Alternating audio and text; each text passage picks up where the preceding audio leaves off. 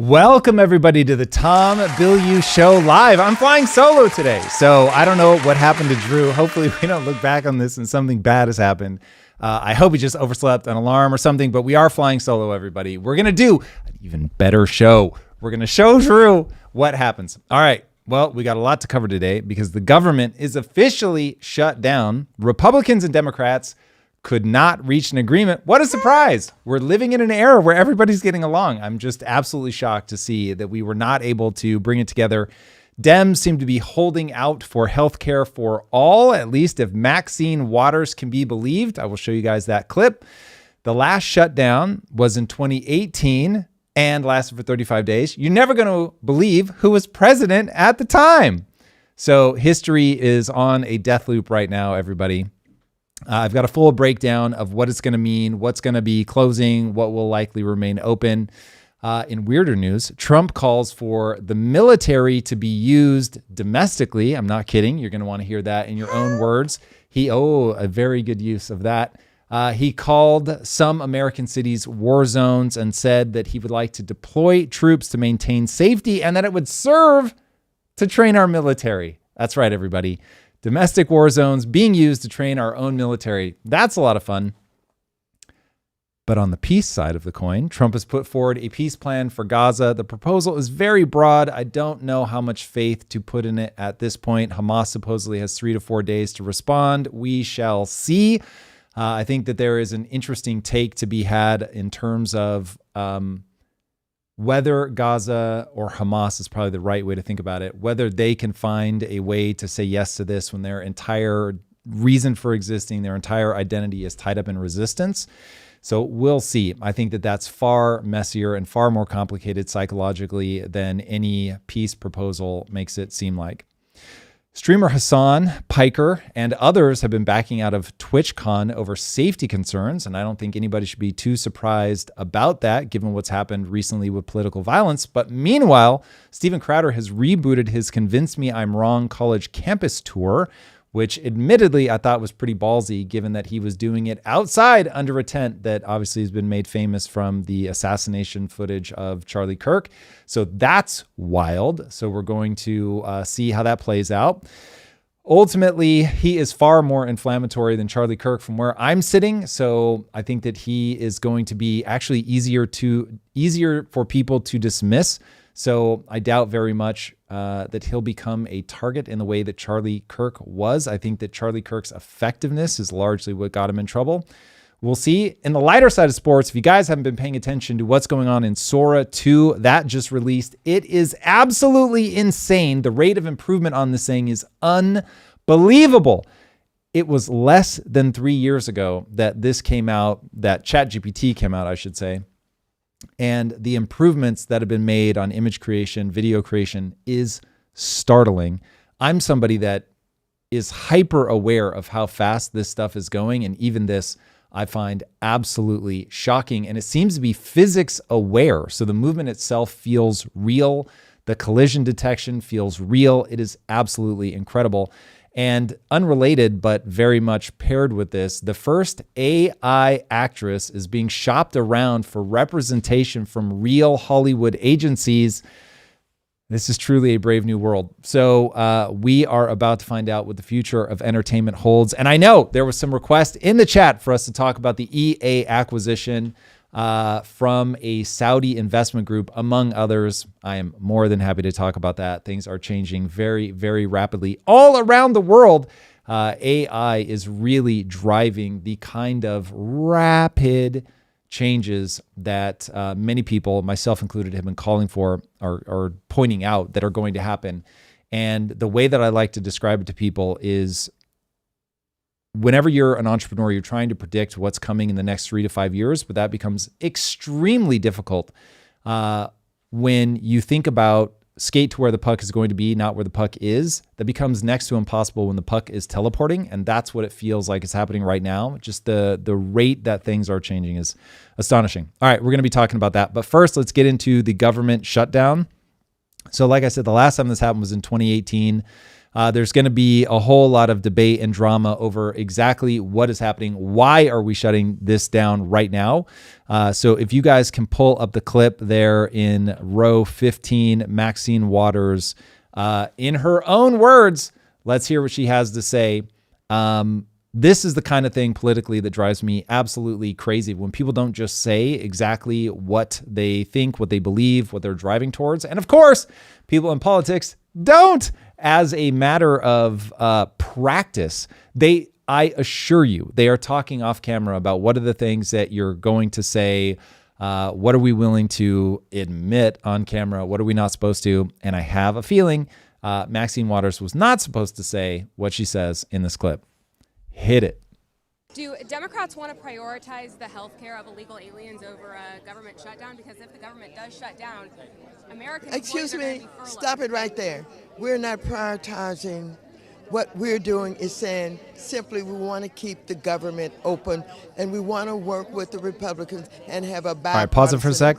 Okay, so just setting the stage, and I will certainly let Maxine finish her own statements here, but it's important to understand that the resolution that was being put forward by the Republicans is what they're calling a clean resolution, meaning there's no change in any of the funding. It's the funding that we have now. We're trying to get ourselves to the 21st of November, I believe, roughly there, within a couple days of that, certainly. That will give us more time to negotiate all of the specifics of healthcare and other topics. But we're not trying to put anything in. We're not trying to hijack the system. We're not trying to force something into this. We just want a continuing resolution that's going to buy us the time to do the negotiations. This was done 13 times when Biden was in office. So this is not uncommon at all.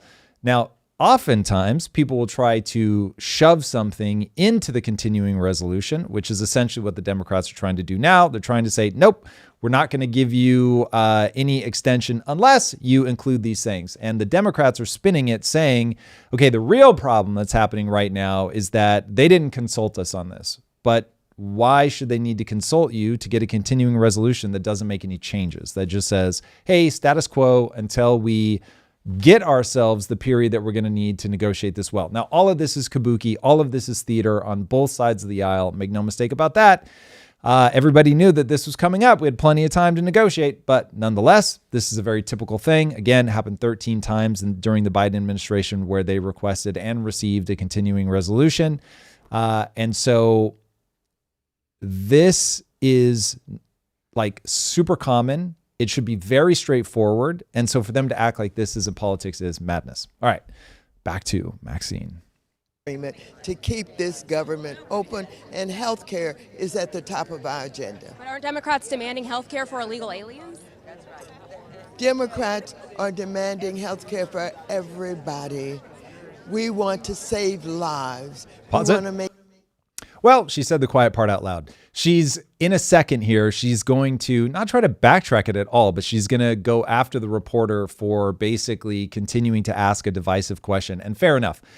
This woman has an agenda. She is there specifically to get Maxine Waters to admit what she just admitted, which is that this is about getting healthcare for everybody. There's a clip from 2019. In fact, we'll finish this and I'm going to play a clip from 2019, which is pretty shocking.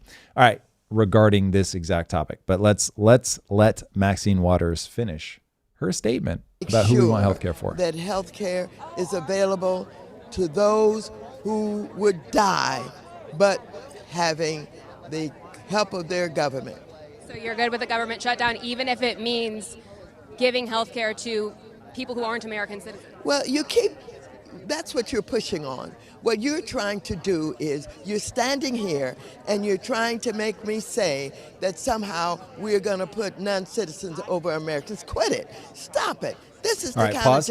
So look, I'm sure the Republicans in their desperate desire to play political theater would love to hear anybody on the Democratic side say that we're going to put illegal aliens above people that are actual citizens. I don't think that they necessarily even want that. You don't have to go that far for this to be something that is deeply problematic to a nation that has buried its young under a mountain of debt, that has made political violence as a result of economic problems. Mark my words, all of this goes back to the economy. It never feels like political violence when it's happening, but this is why you can look at a spreadsheet of what's going on in America and go, oh, I bet there's political violence right now. Okay, you don't have to look any farther than that. Humans have a finite number of personality traits, and this is why history rhymes. And when you put people in a position where they are economically uncertain, where they have all of this anxiety, where you as a government are stealing their purchasing power through inflation, you are going to end up in a situation like this. And so you don't have to put illegal aliens above the American people to say, we want to create a bigger problem by saying we want you to spend extra money, which is what they want them to do. I believe the number is something like an increase in $1.5 trillion. This is also madness. Now, I don't want to overly point fingers at the Democrats. They're the problem in this specific moment. Both sides are absolute lunatics when it comes to the economy and how much we're spending money. Let's be very clear about that. The big, beautiful bill was an atrocity that puts us in an even worse position. We are now in a situation where we have a gun to our head and it's grow, baby, grow. And if you don't grow, you are in such catastrophic trouble that it is terrifying to think how we're going to back our way out of this. And the honest answer is that I don't know that we are in time to catch it. I fear that the violence that we're seeing now is going to continue to ratchet up. You are almost certainly going to elect a socialist mayor of New York City. That socialist mayor of New York City is almost certainly, the real face, ideologically anyway, even if he's not going to be the person of the energy in the Democratic Party, that things are pushing that way. And that's going to make things worse. It's going to sound good and make things worse. And so you're going to get this flywheel that I just don't know that we're going to be able to interrupt. This is so wild. So again, you don't need the problem to be that we're putting illegal immigrants ahead of American citizens. Simply including them means that we are going to have to spend more money. Entitlements are the problem. Entitlements are where we're spending the money. And if we don't solve for entitlements, we're really going to be in trouble. Okay, if they're trying to shuck and jive, they're trying to hide from the fact that this is what they want. With every passing day, I become more convinced that the real problem is that what they are trying to do is import voters. It would certainly make a lot of sense. So with that in mind, I'm going to let her go. She's going to chastise her for a second. And then I want to play the clip from 2019 where you've got people running for, I believe it's running for the primary, the Democratic primary for the 2020 election. And they are asked a question about whether illegal immigrants should be covered with healthcare. And you will see for yourselves what all of the candidates said. But let's let Maxine finish up. Journalism we don't need. No, I'm just You're asking divisive. No, you're not. Yeah, no, that's You're being divisive. No, please don't. You don't need to ask that question. You're just trying to get controversy here. You're not going to get it from me. Maxine, it's too late. It's too late. We already got what we needed. Okay, you can pause that now. Let us go to it's row 16 from 2019, but certainly clarifies how the Dems are thinking. Let's check it out.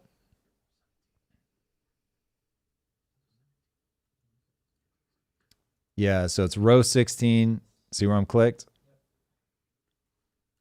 Your government plan would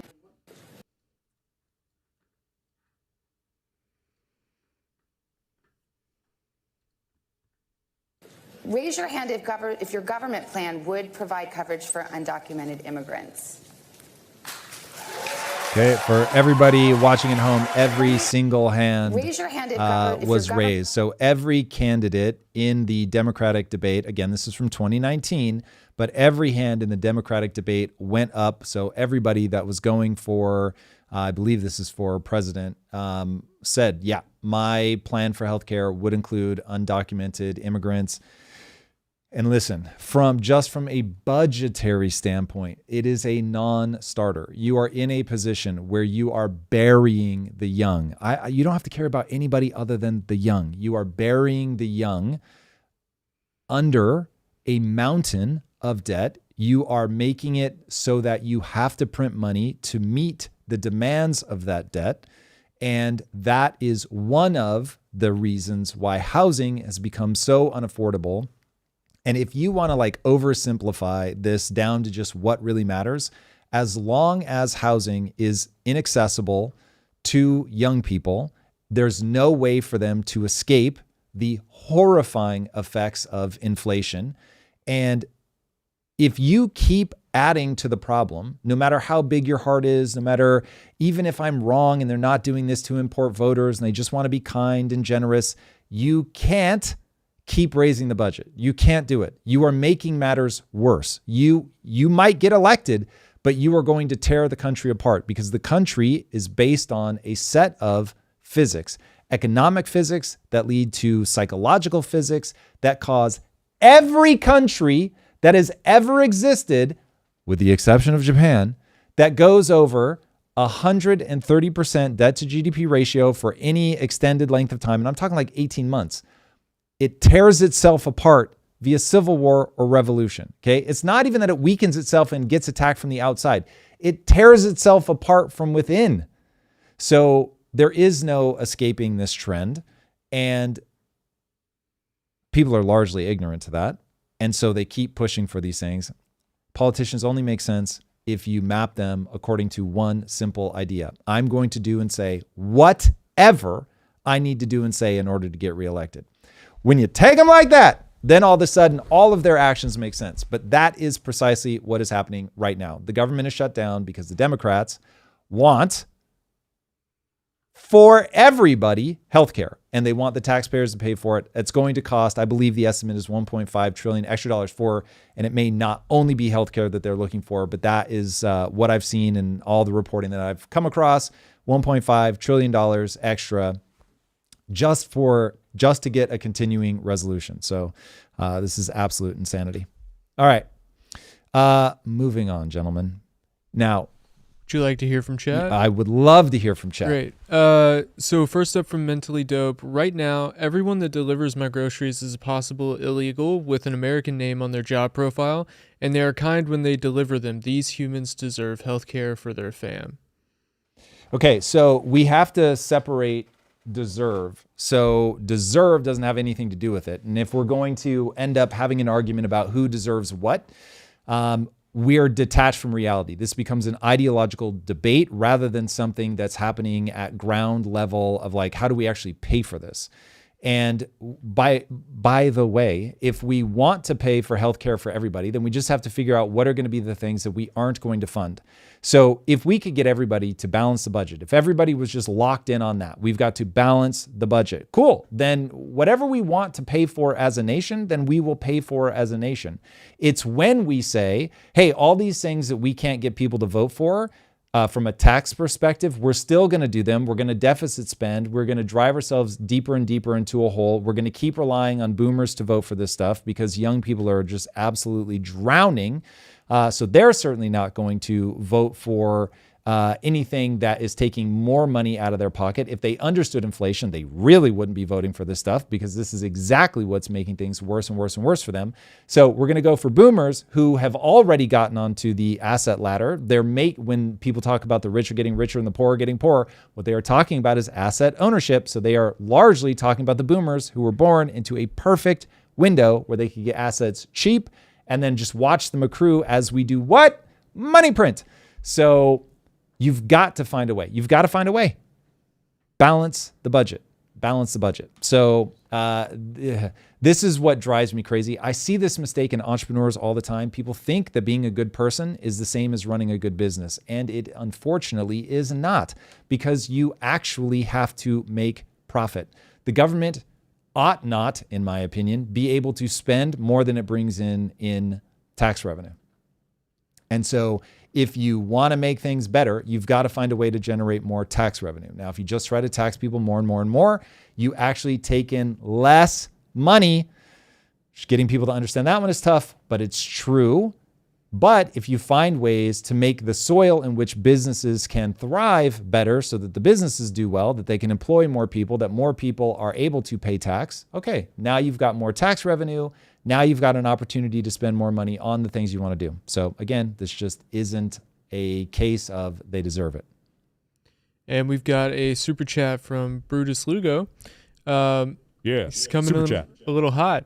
Why do you fearmonger Zoran when Trump is actually doing Chinese-style communism by getting 10% of Intel and a 10% stake in a lithium mining company?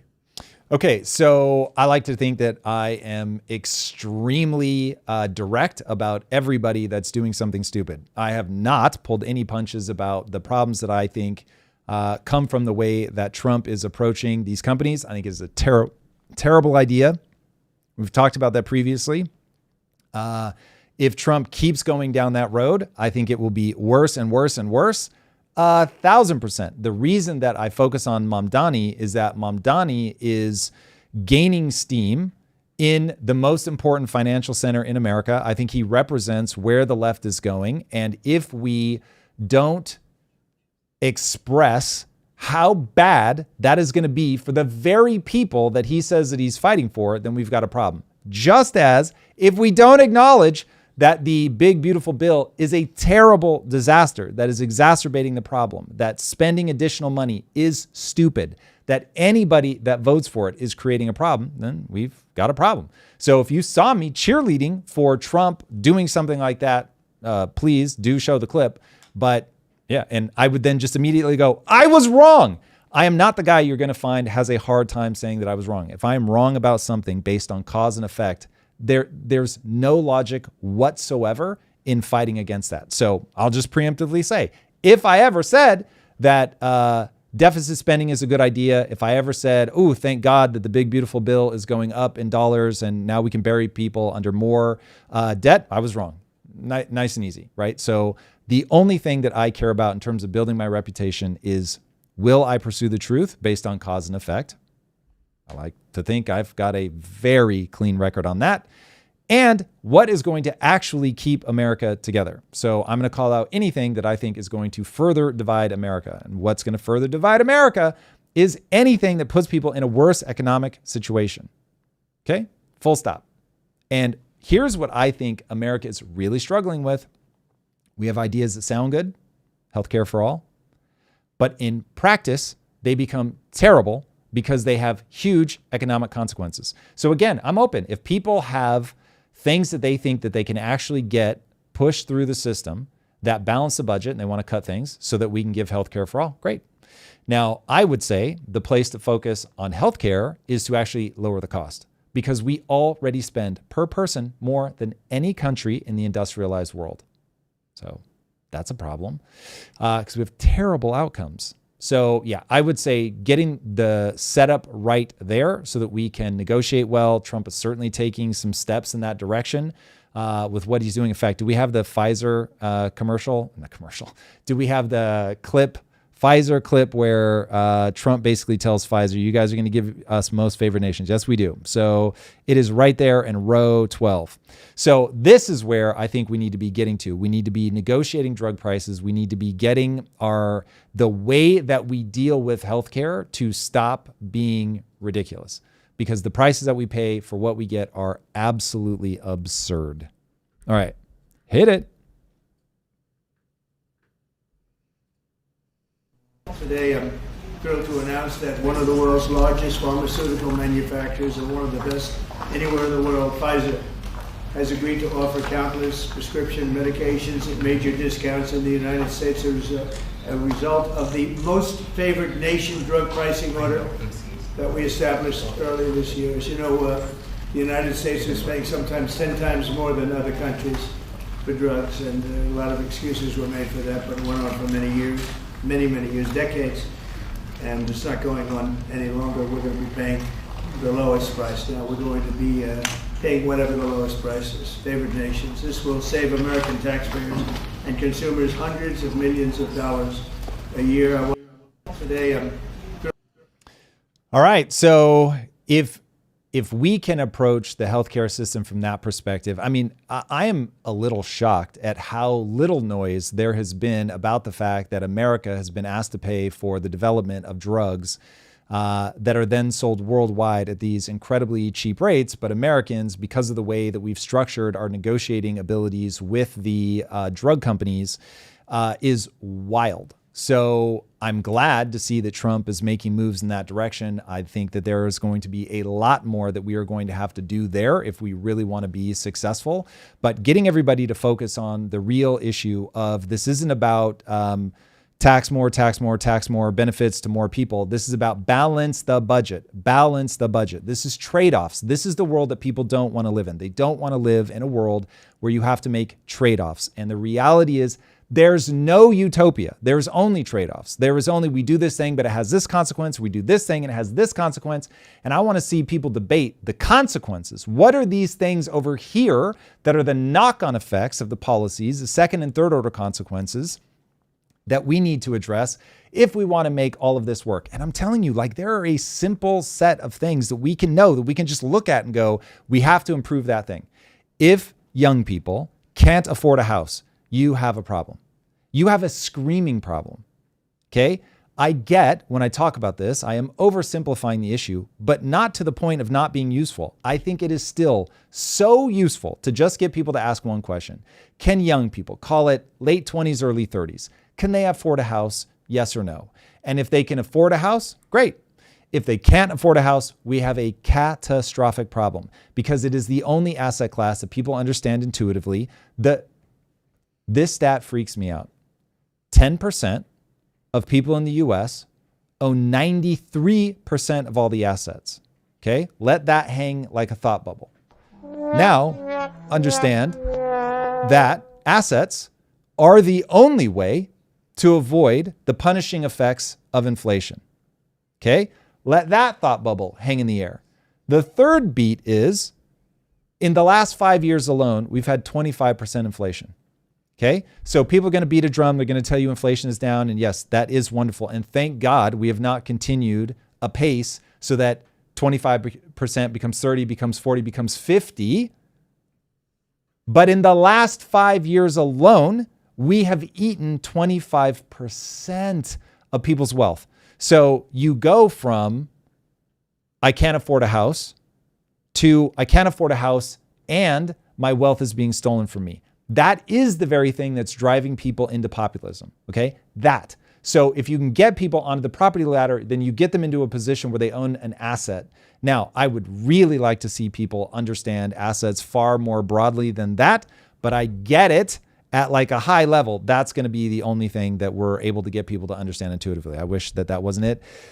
Callie is screaming in the feed, Bitcoin. You're not wrong, but listen, the problem is that Bitcoin is not an asset that people intuitively understand. But let's help them, Mason. Unless you have something else on that. So I do have one piece of pushback from Explain to Me Why. Let's go. Which was, how much will it cost if we don't allow undocumented immigrants healthcare? I.e., how much will we eat at hospitals, and will those hospitals just send them back into society? So if we reject them, we're still going to provide emergency care. So what amount of that? Yeah, that I don't know. I don't have the numbers off the top of my head. That at least is a sensible place to begin the argument from. Like, hey, what are the services that we know we're going to offer? Blanket, no matter what. What are the average costs? Looking backwards, there's no reason to guess at what this is going to be. So over the last, let's say 3 years, what has that expense been? Cool. That's something that we can know moving forward. Awesome. What budget is that coming out of now? We can expect that to continue. We've theoretically roughly closed the border at this point, so that number should remain static or go down as we begin deporting people. This is all spreadsheets. So again, something that I constantly talk to entrepreneurs about is anything that can be turned into math should be turned into math. Now, you're always going to have some base assumptions, and those base assumptions are going to be rough approximations. You're never going to be able to know every piece of data perfectly. But if you start turning this stuff into, okay, over the last 3 years, it's been this. We're expecting deportations to continue at a pace like this. Of the people that we deport, we expect 0.2% or whatever to need emergency services over the coming year, 2 years, whatever. And you can start running out these predictive models. And then based on the predictive model, you're going to get roughly close. Maybe you're only 85% of the way there, but that's better than pretending that you're flying blind. The vast majority of this stuff is knowable. The problem is people don't want to look at it. The problem is that that's not good theater. And so we end up arguing as if Republicans want to see all these people die. They do not. or as if the Democrats are just these unhinged lunatics, which they are not. Everybody's jockeying for power. Remember, they become instantly understandable if you recognize they will say and do whatever they need to say and do to get elected. Okay? This is why you can play clips of Chuck Schumer himself, Clinton, Hillary Clinton herself saying, we can't let illegal immigrants come in and take advantage of our healthcare system. Okay? Chuck Schumer, Hillary Clinton. We've got them both on tape saying exactly that because that's what they needed to say at that point to get elected. Now they're saying something different. Why? Because they suddenly have moral clarity or lack moral clarity? No, because it's what they need to do and say to get elected. Republicans are exactly the same. That is a game of politics, which is why you have to go to why has what will get you elected changed? Okay, the world is constantly in flux. It's always changing. But what are the specific things that have begun to change? And I'm telling you right now, it is very simple. Wealth inequality. Wealth inequality.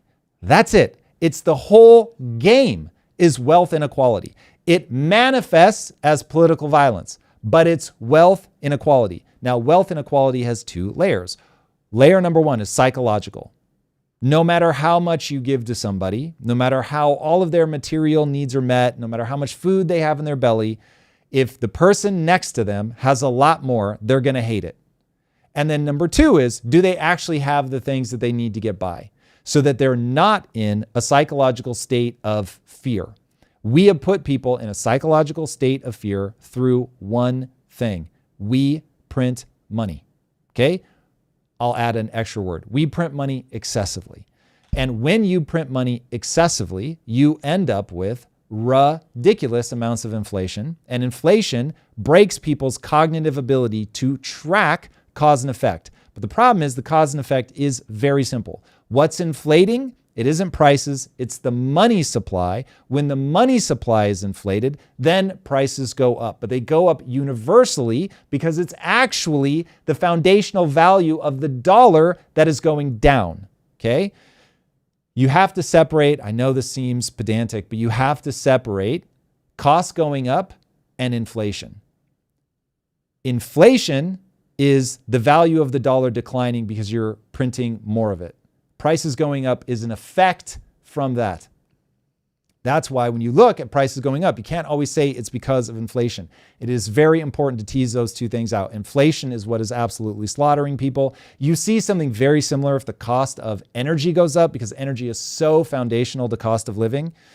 Okay, why do you have to tease those out? Because you have to understand when inflation is the thing that is just absolutely destroying your ability to purchase something, there is a solution to it. And that solution is, say it with me now, assets. Assets. Okay? What's the only asset that people understand intuitively? Homes. Can't live inside of a Bitcoin. So it is a thing that people understand intuitively, and it's an asset that has real value in your life. Like, what is the first thing if you're playing a survival crafting game? What's the first thing you do? Build shelter. Okay? It's just very real in terms of the utility of it. So you got to get people to understand that. That's the loop. That's the loop. But we cannot get people to get there. All right, Mason. We've got one more super chat. Let's go. Distracted Super chat. Dave says, Drew AI says, inflation, violence, political violence, and now Trump is telling his generals they need to start training on American cities. What's poly market on a Trump third term or extended second? Yo, I'd be very curious to know if they're on that, if that is actually there. Okay, let's all remember that a Trump third term would require a constitutional amendment. So the odds of you getting that are 0. So you're not going to have a Trump third term. Now, are you going to have a Trump extended second term? That I think people should be afraid of. Trump has shown enough willingness to push the absolute limits of what he can get through the court system. And he loves himself some emergency powers. So yeah, could he do something as absolutely horrifying as declaring a domestic civil war based on something going on inside of Chicago or Seattle or something like that? Would he try it? Yeah, I think he would try it. And would he use that to say, oh, We can't have elections at a time of an emergency. Now, I don't know what the standing laws are about that. Hopefully we've got some sort of protection, but could I see him try something like that? Oh, yes. Very aggressively, I could see him try that. Now, I think Trump will be ridiculously old by the end of this term. I think anybody who says that they can't see him slowing down even in this term are deluding themselves. I think he's going through something from a health perspective. I do not think he's on his game the way he was even 8 months ago. So what do I think the odds are that he's got the stamina, the energy to run an extended second term, which I cannot believe that we're even having this conversation, but it is sadly warranted. I think they're very, very low. But I do think that the Republicans will be just as eager to do a Politburo style Trump as front man if they have to. This is pure speculation. I want to make sure everybody knows this is like the what could happen. This is me as sci-fi writer. This is not me saying this is actually what I think is going to happen. But do I think these things are consistent with what I know about politicians, full stop, what I know about a populist moment, and what I think about Trump and authoritarian tendencies? Yes, all of these things are consistent with that. So I could see them doing a Politburo style extension if they had a crisis big enough domestically, because they are very much, that speech that Trump just gave with Hegseth is all about getting people to focus on domestic issues as being problematic, which we should pull that clip up here in a second.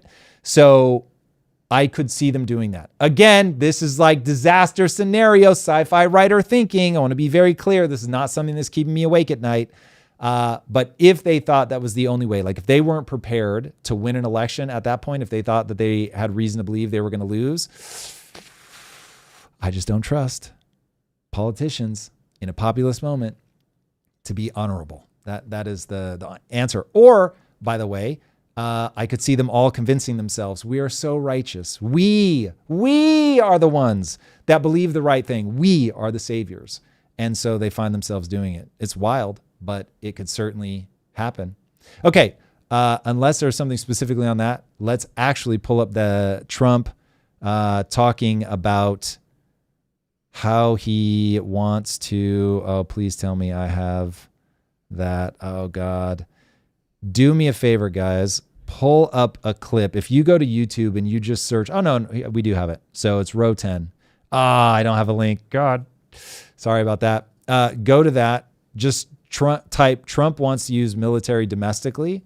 You'll get a clip. He'll have the American flag behind him, big as day, like a full wall American flag, like straight out of Patton, if you've ever seen that movie.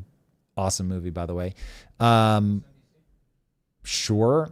You're going to see it in a whole bunch of places. So, but find one where he says, we can use it as training ground for our military. He's literally talking. He called, I think he was referring to either Chicago or Seattle as a war zone. And hey, I think he was talking to Pete Hegseth specifically. We should send the military there to stop this from happening. Oh, and by the way, it'd be a good way for us to train our military. It's wild. All right, so hit it. General, what's your reaction to what we heard so far? All right, you got to hear the clip first. This is just a guy's commentary on the clip. We need to find Trump saying the thing. And while they look that up, Mason. Yes. What's chat? What do they got? We've got a $10 super chat saying this is Robert Kinsler. The constant barrage that people are victims to wealth inequality when in reality the comforts of their lives have never been better. Inequality is a problem, but the biggest issue is the mean. The biggest issue is the mean? The mean is what it says. I'm wondering if they mean average, like I don't. Yeah. So I think what he's saying is the thing we ought to be focusing on is the mean. Have we pulled more people out of poverty? Do the people that are in poverty by today's standards, they have refrigerators and air conditioning and all that stuff? I get what he's saying, but the reality is if you want to understand what's going on, look backwards in history and figure out what are the patterns that arise in the human condition when people feel economic insecurity. They don't have to be in dire straits. Just when they're unsure where their next meal is going to come from, when they're spending too much on rent, when food feels unaffordable, all of that stuff, how are people going to behave? The French Revolution is such a good example of this, not only because it wasn't that long ago, but also because it shows how this stuff first turns to bloodshed and then it turns on itself. And then you have to redirect that somewhere else, usually into military conquest. That is certainly what Napoleon did, because once people get bloodlust, they go nuts. So this isn't a question of just how bad do things have to get before people break. It's a question of what do people have to perceive the world as in order to embrace a populist leader. Okay. Once you get onto that, then everything that's happening right now makes sense. And what you need for that is for people to feel like they can't make ends meet. They can't get ahead. There was a viral video of this guy, he's like 40 years old. And he's like, I thought I had all the time in the world. And I realize now that I don't. And he's either living with his parents or in an apartment and just doesn't have a career that's going anywhere.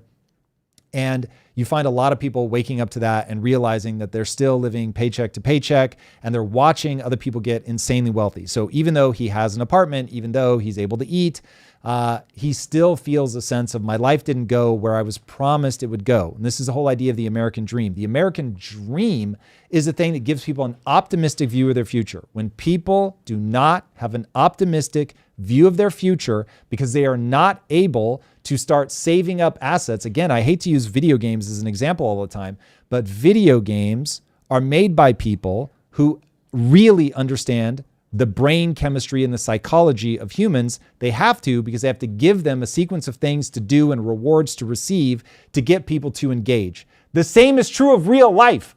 If you want people to engage in getting a job, getting married, having kids, raising a family, all of that, you have to understand what the reward cycle has to be. And it has to be people have to work really hard to gain a set of skills that allow them to make progress towards an honorable goal.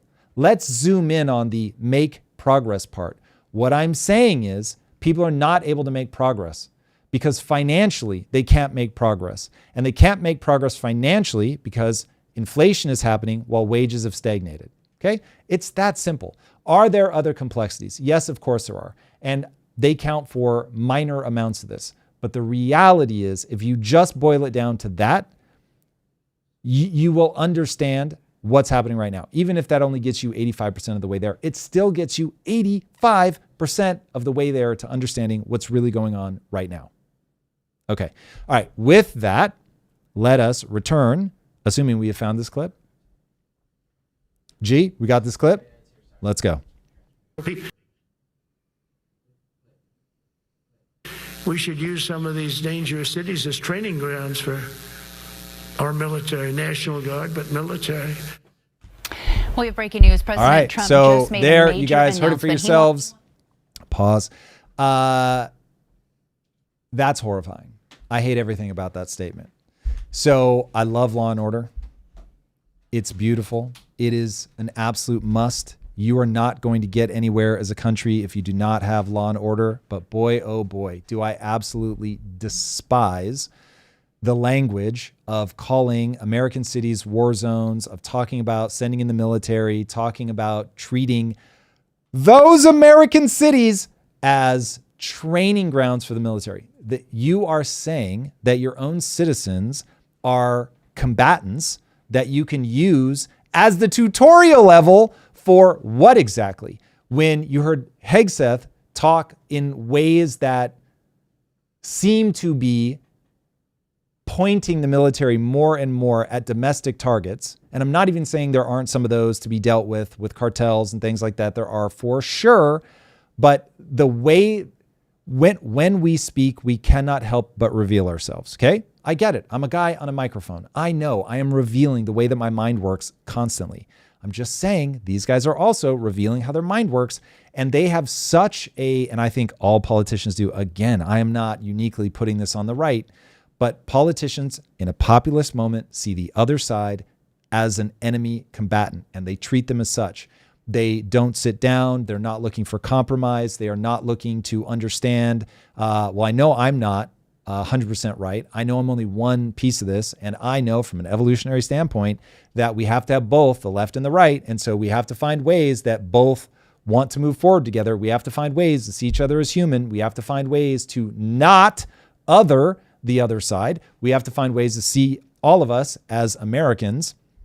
And so there's an easy way to talk about all this stuff that wouldn't be further divisive. So, hey, let's role play. And by the way, welcome, Drew. We'll find out later, boys and girls, why Drew. Wait, hold on. We don't know that he deserves applause. Now, if he just escaped out of a prison, it's definitely booze. He deserves applause. If he overslept his alarm, it's definitely booze. Yeah. So, okay. I want to go back to that though, because I think right now, government cities, it's now a good idea.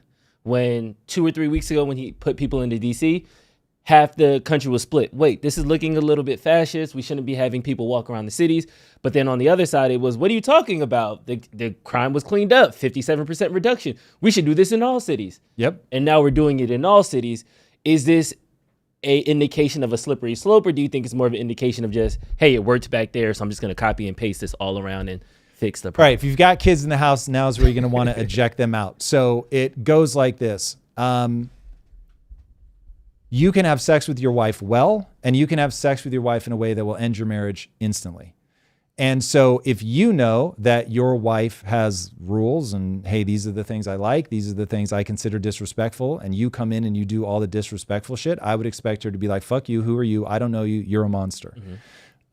Or same act, but done in a totally different way with different context, fully respectful, wanting this to be a shared experience, thinking about the unity of the two of you, seeing yourself as a couple. This isn't just about me. This is about the two of us. And what I'm saying is right now, Trump is treating it like he can just treat these states, these cities, however he wants. It doesn't matter whether it's good for them. It's just, this fits my agenda.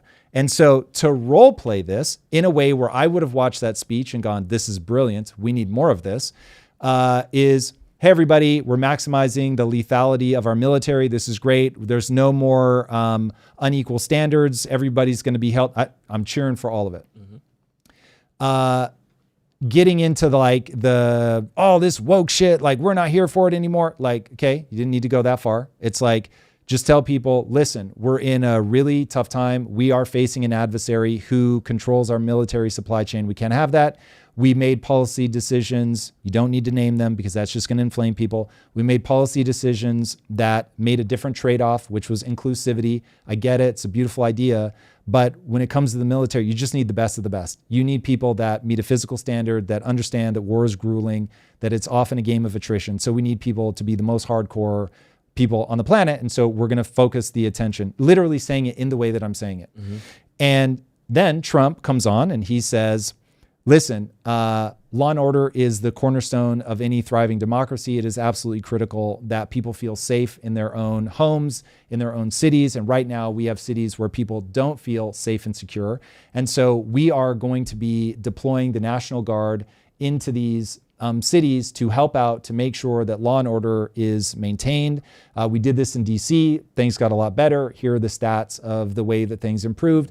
Listen, we understand this is a delicate dance, and we certainly understand that we're in a populist moment right now, and that there's going to be disagreements between the leadership in Chicago or Seattle and us. And it's incumbent upon us to, when we leave the city again, that people felt, okay, maybe I didn't originally want them to show up, but we were treated with respect. Their focus was very clear on law and order, that it was, these are the laws that are on the books. We're going to enforce the laws that are on the books. We're going to do it in a humane fashion, and we're going to do it by the book. But that's it. And now, even though I'd be like, listen, the guy has authoritarian tendencies, but he never crosses that line.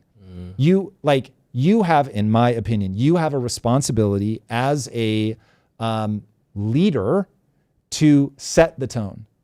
And once you understand that people set a tone that's going to get them reelected, it all makes sense.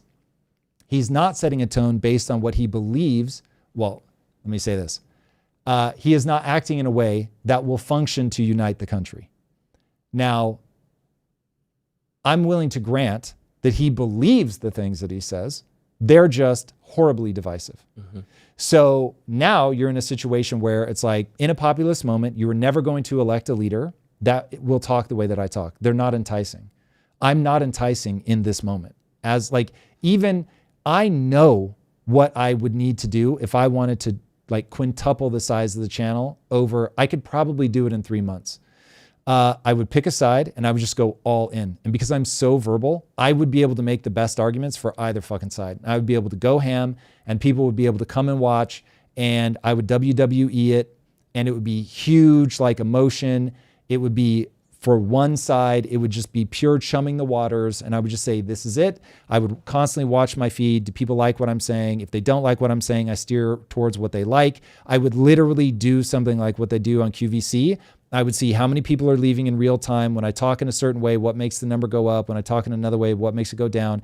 I would map that so cleanly. I would know everything that I needed to say to lead from behind. And so what I mean by that is I would figure out what exactly they want to feel, and I would make them feel that. And so they would feel like I was providing leadership, but in reality, I'm just watching the numbers. I'm just seeing where they want me to go, and then I go there. I do it with bigger emotion. I do it with better words. And over time, I would really crystallize my message to the things that I would, I know if I hit those, that we're going to do well. You and I would break down, here are like the 5 topics or whatever. When you talk about this topic in this way, we can expect these numbers, and we would just cycle through them. Okay. So it's so easy. I've been doing YouTube for 10 years. YouTube is one big human psychological experiment. I know exactly what I would need to do. The problem is it's not real leadership. Leadership is having a goal in mind and saying, I'm going to take us to that goal based on cause and effect.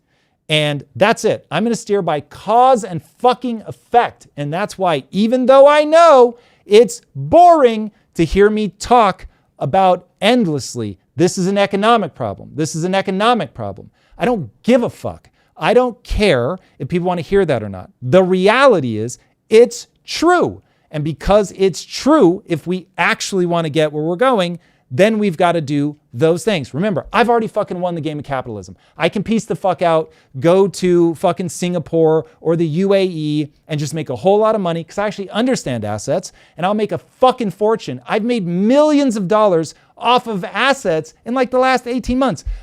Millions, motherfuckers. And I'm screaming into a microphone every day telling you guys, hey, do the same.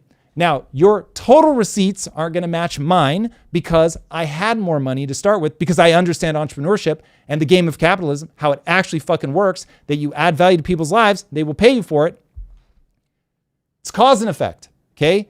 The world works on a series of physics. And if you understand those physics, you can actually get somewhere. So real leadership has physics. And it is, hey, I actually know what will be beneficial to the biggest group possible, and I'm going to lead us down that path. Now, admittedly, that right now happens to be about being in the middle. It's about mapping compromise. It's about showing people, hey, even if you believe things that I don't believe, I don't trust myself to be right. I also don't trust you to be right.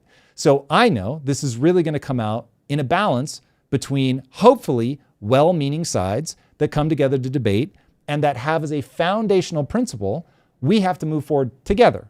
Now, that means I'm going to move forward with things that I think are worse because I don't trust any one person. I don't trust myself not to trend towards tyranny. I think everybody trends towards tyranny. There have been very few people that have been given the ring of power that actually gave it back.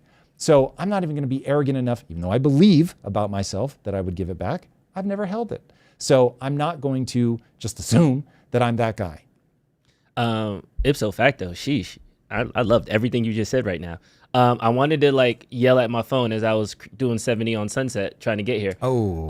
Rather you be safe and secure. So you said this is an economic problem through and through. Yep. What if we approach it from a first principles perspective? Let's just blow up the government, start all over.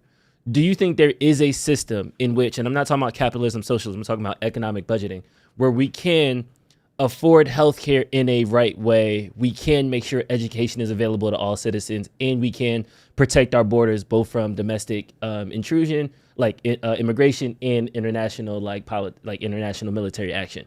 Do you think if we started all over and you can reset up the government budget for 2028, would we be able to just say, okay, Maybe Social Security got to leave. That's cool. Maybe we can't do U.S. aid anymore. We got to pull out all our close a couple bases in West Africa. Okay, cool. But do you think the government can actually, first principles, pay for healthcare, allow our citizens to be educated, and set up in a way that the economic pressure isn't there anymore? You've got whatever $4.7 trillion that you bring in tax. So yeah, healthcare is less than that, but you would have to cut a lot of things in order to pay for it, especially if you're trying to make it bigger by including illegal immigrants. Also, so yes, you can balance a budget. It will come with a lot of pain. It is not politically feasible right now. So I'm certainly hyper aware of that. It's 100% the re-election game. We're not even. It's 100% the re-election game. But the thing that I will say needs to be in this discussion is what happens when you create incentives for illegal immigrants to come into the country. What do people think will happen? They will come into the country. They will find a way. So that's where I'm like, hold on, what are you doing? Like your own party, whatever, 10 years ago, was like, we absolutely cannot allow illegal immigrants in here. They will come and defraud the government. They will find ways to get health care. And so we got to keep them out.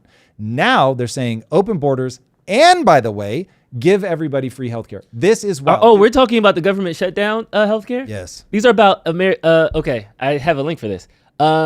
This is about the ACA tax credits, the Obamacare tax credits. So it's for people who already are a part of a Obamacare program that are then getting tax credits back. It's not just free limit, like we're tripping over free immigrants. You missed the Maxine Waters clip.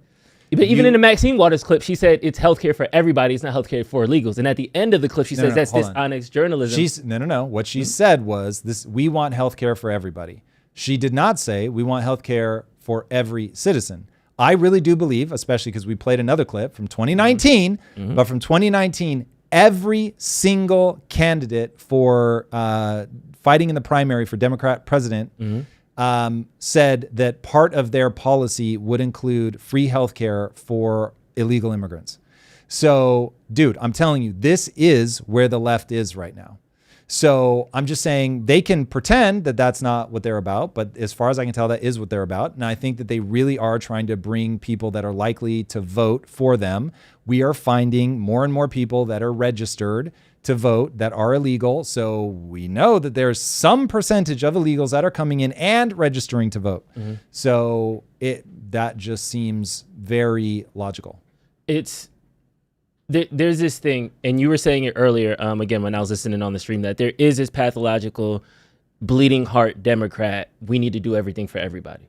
So by no means, if it's on the table to get something for illegal immigrant, some people in the Democratic Party don't even think that the term illegal is the right term. So I'm conceding on that. I don't think that they're stouch about the border. That's not my argument here. Specifically for what's happening after the big, beautiful bill where they cut a lot of those Medicare cuts and stuff like that, there is now something on the table that is set to expire that wasn't a part of the big, beautiful bill, new funding. And that's where Hakeem Jeffries and Chuck Schumer are going on.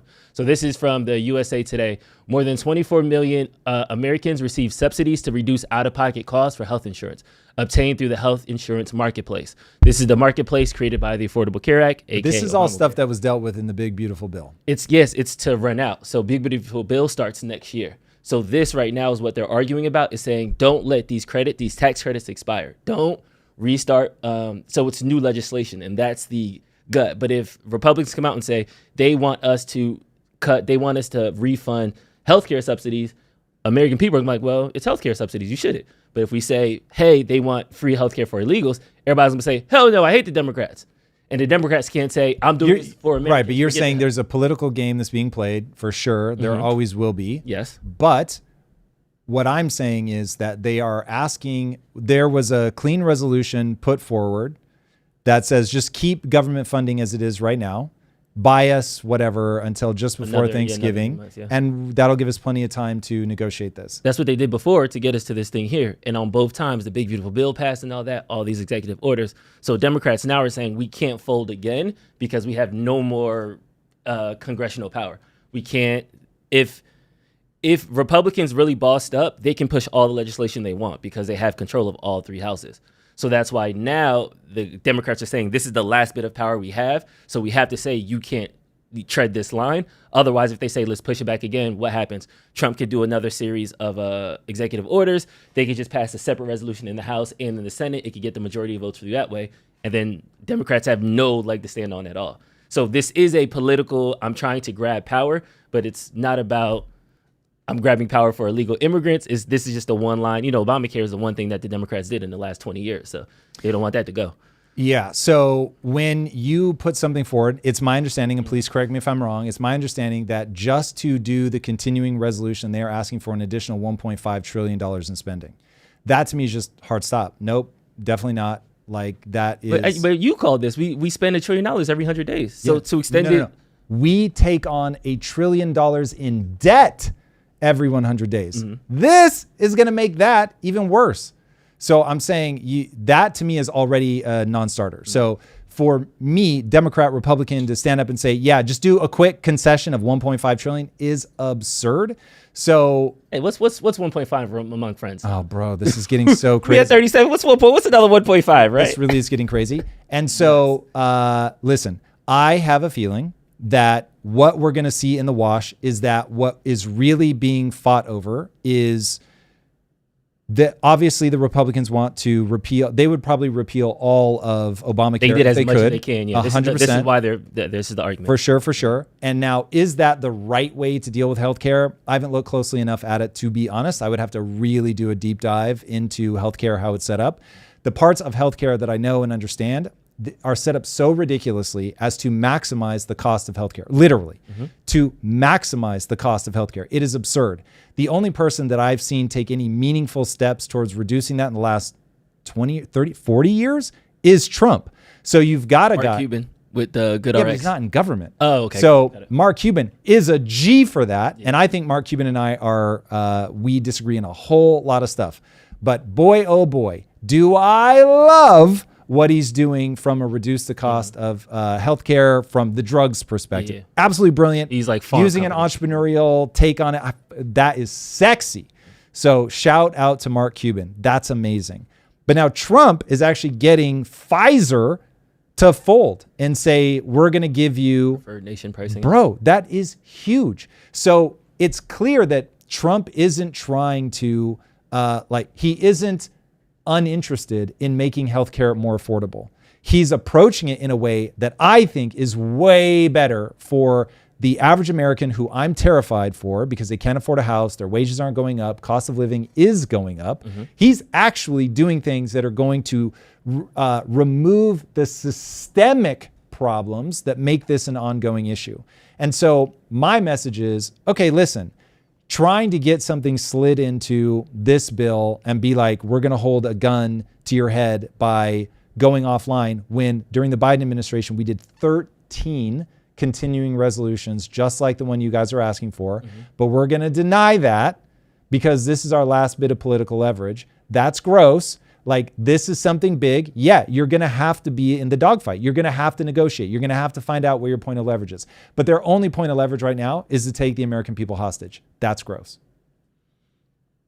Yes, it is. This is the first shutdown since Trump's first term. Yeah, which, hey, listen, that's not lost on me. Yeah. 35 days under Trump. So I am not saying...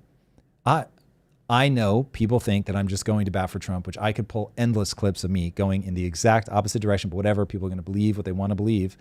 But neither of them are, both of them, this is a better way to say it, both of them are willing to take the American people hostage. It just happens to be right now, the Democrats are doing it in this instance. It's one of those things where it's like, what is the North Star? Kind of going back to your point earlier, like, what are the leaders supposed to be doing? What are they trying to lead us toward? And I think right now we do get caught up in the negotiation of it all versus what do my people actually need? And while you've got to be prepared to be a leader that gets your people what they actually need, not what they want. Yeah. You should be able to articulate. I mean, this is like Margaret Thatcher. You should be able to articulate, this is what you want. This is what you need. And right now, because of government fiscal responsibility, I'm going to give you what you need and not what you want. But because it actually does work, it starts moving things in the right direction. And this is terrible, and people, I think, hate this about my personality, but it's true, so I'm going to say it.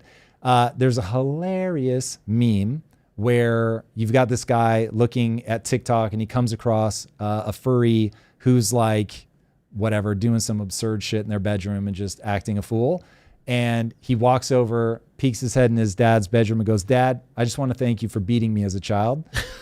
Implying that like you kept me on the straight and narrow, that I would have had just as many like weird things that I would have pursued, but discipline kept me on the straight and narrow. Mm-hmm. And I'm exactly the same about my mom. Now, I would never classify what my mom did to me to discipline as beating me, but she spanked me. She once broke a wooden spoon on my ass. She once chased me down, picked up a tree branch and spanked me with the tree branch. That's a switch. Bro, hey, it was, Tom, you can go to the South now. And I was like, my mom is gangster. You don't play with my mom. And so I had tons of respect for my mom. She always made me feel loved. So like there was I don't have any trauma over this whatsoever. I felt like I was a kid that was constantly trying to push the boundaries. I wanted to see how much I could get away with.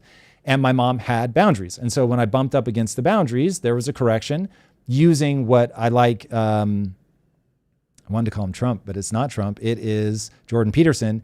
His idea of minimum necessary force. My mom used minimum necessary force. And so always putting me back in line, and because I always felt loved and because it worked and it kept me on the straight and narrow, it was like, this is fantastic. So we need that version of leadership where people are like, no, there's discipline. Because I know those things have consequences, we are not going to do that. We are going to balance the budget. We are going to make it so that elected officials are not eligible to be reelected if our debt to GDP ratio is out of whack. And so those kinds of disciplinary actions, I think, are incredibly necessary for leaders, but they have to be able to articulate it. They have to be able to get people to buy in, and they have to have the will to do it, even if it makes them unpopular.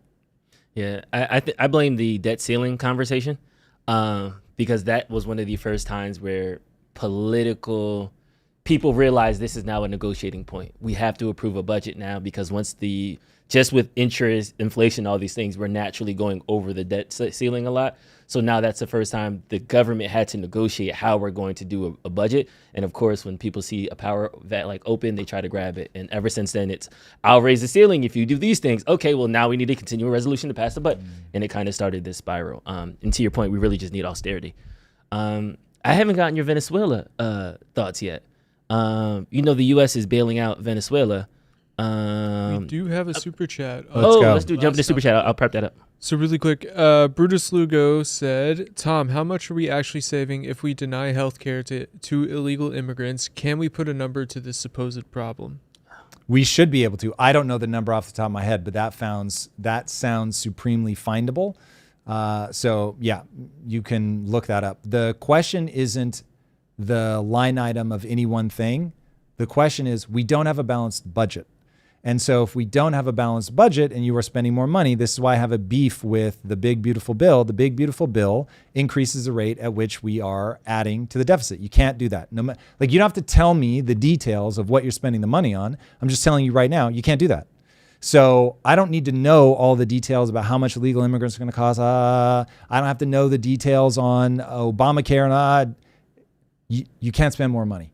So if people are putting forward something that costs more money, I'm immediately going to be like, hold on a sec, stop. We've got to negotiate this properly. Now, you can't just be an ideologue. You've got to do compromises. So as a pundit, it's easy for me to just be like, pump the brakes. In reality, I'm going to need leadership that can go in and do the hard work and making the compromises. And part of the compromise is going to be like, yeah, things are still going to be bad for the next generation. Hopefully we can make it a little bit less bad or whatever. But I get it. There is no utopia legislation coming. No, you'd never be able to get it signed. No one will agree on what the utopia is. So I'm well aware of that. But if you want to know how I parse through this stuff as I think through it, it's like, okay, I can automatically tell you my answer is no without further discussion on anything where prices go up. It doesn't matter if my favorite representative puts it forward. It doesn't matter if that money goes directly into my pocket. Because I'm not retarded and I understand, boys and girls, hear me when I say, PSA of all PSAs, we are on a march to revolution or civil war. More, because unfortunately now we're already at the more stage, more people will be killed if we don't solve this problem. And it is so obvious to me that this country will tear itself apart right at a time where China's on the rise, and the world will be a fundamentally different place. And in my opinion, a much worse place, a much more violent and dangerous place, certainly in my backyard. So I'm just wholly uninterested in that. So making more money off of this is not like, yay, this is so great. Dude, I am telling people everything I do to make money. Literally everything. I teach entrepreneurs how to be entrepreneurs. I tell you everything I know about investing. I tell people where I'm invested. I don't have some secret. I want other people to win in the same way that I'm winning. So, yeah. And as much as I came here hot saying we're not trying to just give healthcare to illegals, and then Brutus acts a super chat like that, and then it's just like, I can't win. Just cut me at the knees. I was trying to help you out, bro. That's going to be like the lasting talking point. I said Venezuela. I meant Argentina. Trump is in negotiations to bail out Argentina's economy after it tanked. This did not hit your radar? No. Wow. Which I can't believe. Yeah, it's crazy. Say more. So right now I'm trying to find a lot of information. Now people are upset because Trump has a potential tariff aid with the farmers. That's another conversation. But Argentina's stock market collapsed last week, September 22nd. At that point, it was looking for options because people were losing their jobs. The economy was kind of upside down. At that point, Scott Bessent offered a $20 billion swap line to aid and help stabilize the Argentinian peso because the currency started to Interesting. Yeah. So do we have any clips of Bessent talking about this? I would really like to hear what his rationale is. I don't have a clip of Bessent. The thing is, they are the austerity measure. They are the. That's the thing, though, man. These things, they are what they are, and so what we need to figure out is what he's doing going to work? Was this somebody? We need to know what caused the collapse in the market. Were a bunch of bubbles being inflated? Was somebody running a short game and trying to damage the Argentinian market? What was going on that caused this? Is this a justifiable come in and save it and we have reason to believe this is going to be good for America? Or is this them seeing somebody who is ideologically aligned with them and so they want to make sure that he wins to be able to point to him as a success case? I'm going to need some information on this one. This is the commercial agreement from the beginning of the year that said they're open to this. And then they actually have it. I'm trying to find something recent though. Man, I thought this was on your radar. My bad. No, not at all. So, okay. Well, this is very interesting. This was just going back to the austerity. Even the people that are doing the right things, even sometimes they need helps and bumps and stuff. Well, not only that, but the right things are the things that work. So this goes back to Ray Dalio's idea of a beautiful deleveraging. What Ray Dalio tries to warn people over and over and over is you have these four levers. Some are stimulatory and some are trying to cool the economy. And the reason you need both is because if you pull one lever, like say money printing, which is stimulatory to the economy, but if you start doing that, then you create inflation. And if inflation gets out of hand, then that ends up destroying the economy. Mm-hmm. So you have this weird balancing act that you have to walk. And so what it sounds like we're seeing is that they're pulling levers out of balance. And now you're running into trouble. Now, I'll be very curious to look at this to see if what we see is, oh man, he's just walking a really tight rope, minor slip up, you get him back on track, great. Or if he's out of his mind and he's done something that's incredibly stupid because he starts to believe his own hype and thinks he's the only one that sees things clearly. And as soon as people think they're the only ones that see things clearly, they start making mistakes. So we'll have to look at this. That's why you will hear me say things like, yeah, you're going to need to tax the rich more. Then you're going to hear me say things like, if you tax the rich too much, they will leave. It's stupid. And oh, by the way, when America last had a 90% progressive tax bracket, you took in less per taxpayer than you're taking now. So I imagine people are like, wait, what? Is he schizophrenic? What I'm trying to get people to understand is you have to do a little bit of it, but you have to be very careful. Because the second that you tip them too far, and that they'll leave or stop producing. And by the way, you also have to run a game of hey, people like Tom, we need to paint a national vision that you can be excited about. I want to make you believe in America so that you feel patriotic, so that you want to help this country, that you feel like this country is your everything. But that's not the narrative that we've been telling people for the last 30 years. The narrative we've been telling people for the last 30 years is the rich are evil, white people are racist and evil. And so it's like you start to feel less attached. If I were to hang up an American flag, I doubt it would last 72 hours, meaning outside. Somebody would rip it down. I have a friend, this person is very famous, and they hung up a flag at their house. And I was like, bro, someone's going to rip that down. And he was like, oh, they already have. I was like, what the fuck? So it is scandalous to me that we are telling ourselves a national narrative that our own flag is racist. That's the dumbest shit of all time. So it's like, if you want to understand how you get to a 90% tax bracket and people be like, yeah, I'm going to pay it, they've got to believe that their country is amazing, it's the greatest in the world, that their country loves them back, and that ask not what your country can do for you, but what you can do for your country. And when everybody feels like that, then people are going to give and they're going to help and they're going to do whatever they can. So this is a really weird cause from being successful for too long. This is the result of it all worked. All these ideas, they worked. And then when something goes well for too long, people grow up thinking, well, this is just how the world is. So now I feel guilty. I've got so much, they have so little. Let me give them things, or let me invite them into my country, not realizing, oh, you got here because you killed a lot of people that tried to fuck with you. And we no longer understand that Japanese blew up a bunch of our shit, killed a bunch of our people, and we just went and slaughtered the fuck out of them and said, you will sit the fuck down. And if you don't, we will keep killing you en masse. Like, people don't understand how we got here. They don't understand how you get the ticker tape parade and all the prosperity. They don't understand that you have to go and stick a bayonet into the guts of a fucking Nazi. They don't get that. They don't get how you have to have the Marshall Plan and you have to rebuild people's psychology back. That you've got to be like, no, Japan, you're amazing. No, Germany, you're amazing. You can't do those things anymore, but you're amazing. You got to believe in yourself. You have to understand the things that make you great. And by giving people these national narratives, dude, in the 80s, this gets complex because we end up breaking their economy because we thought that they got too good. But we helped rebuild Japan psychologically and economically and just like physical infrastructure. And they took to it and they ran with it and they created a new narrative, a new culture, and it's amazing. Same thing with most of Europe, to be quite frank, but certainly Germany. And I was just in London not too long ago, and I went to the Churchill War Room, and to think that people are now making Churchill a villain is so disgusting and such a slap in the face. People are just ignorant to the way the world works. And so because they're ignorant to the way the world works, they don't have national pride. They don't see fellow Americans as being an in-group because it's just been too good for too long. Yeah. All right. Well, let's tap into the lifeline.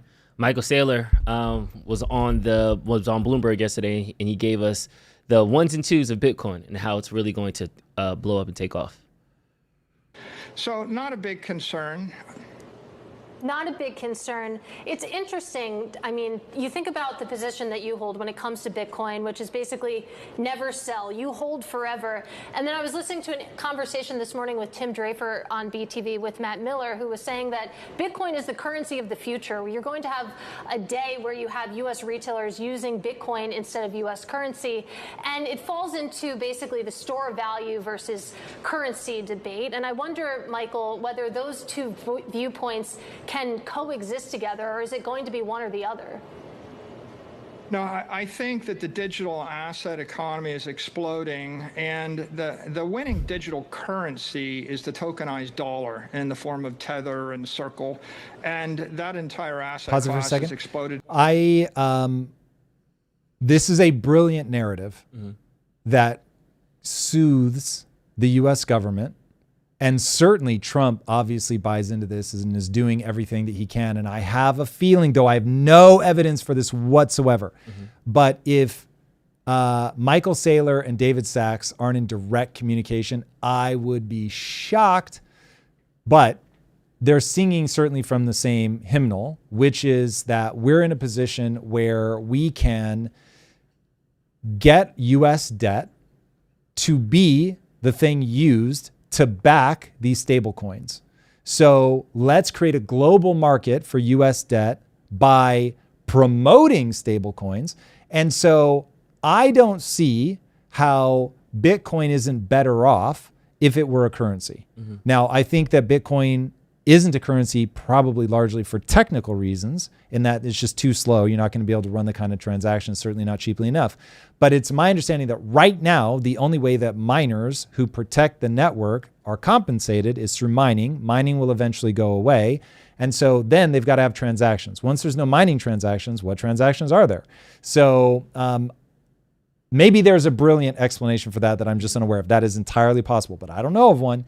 So it feels like they're like, we'll deal with that problem later. Yeah. If this is a potent enough store of value, we'll find a mechanism to reward people. And I think they're right about that.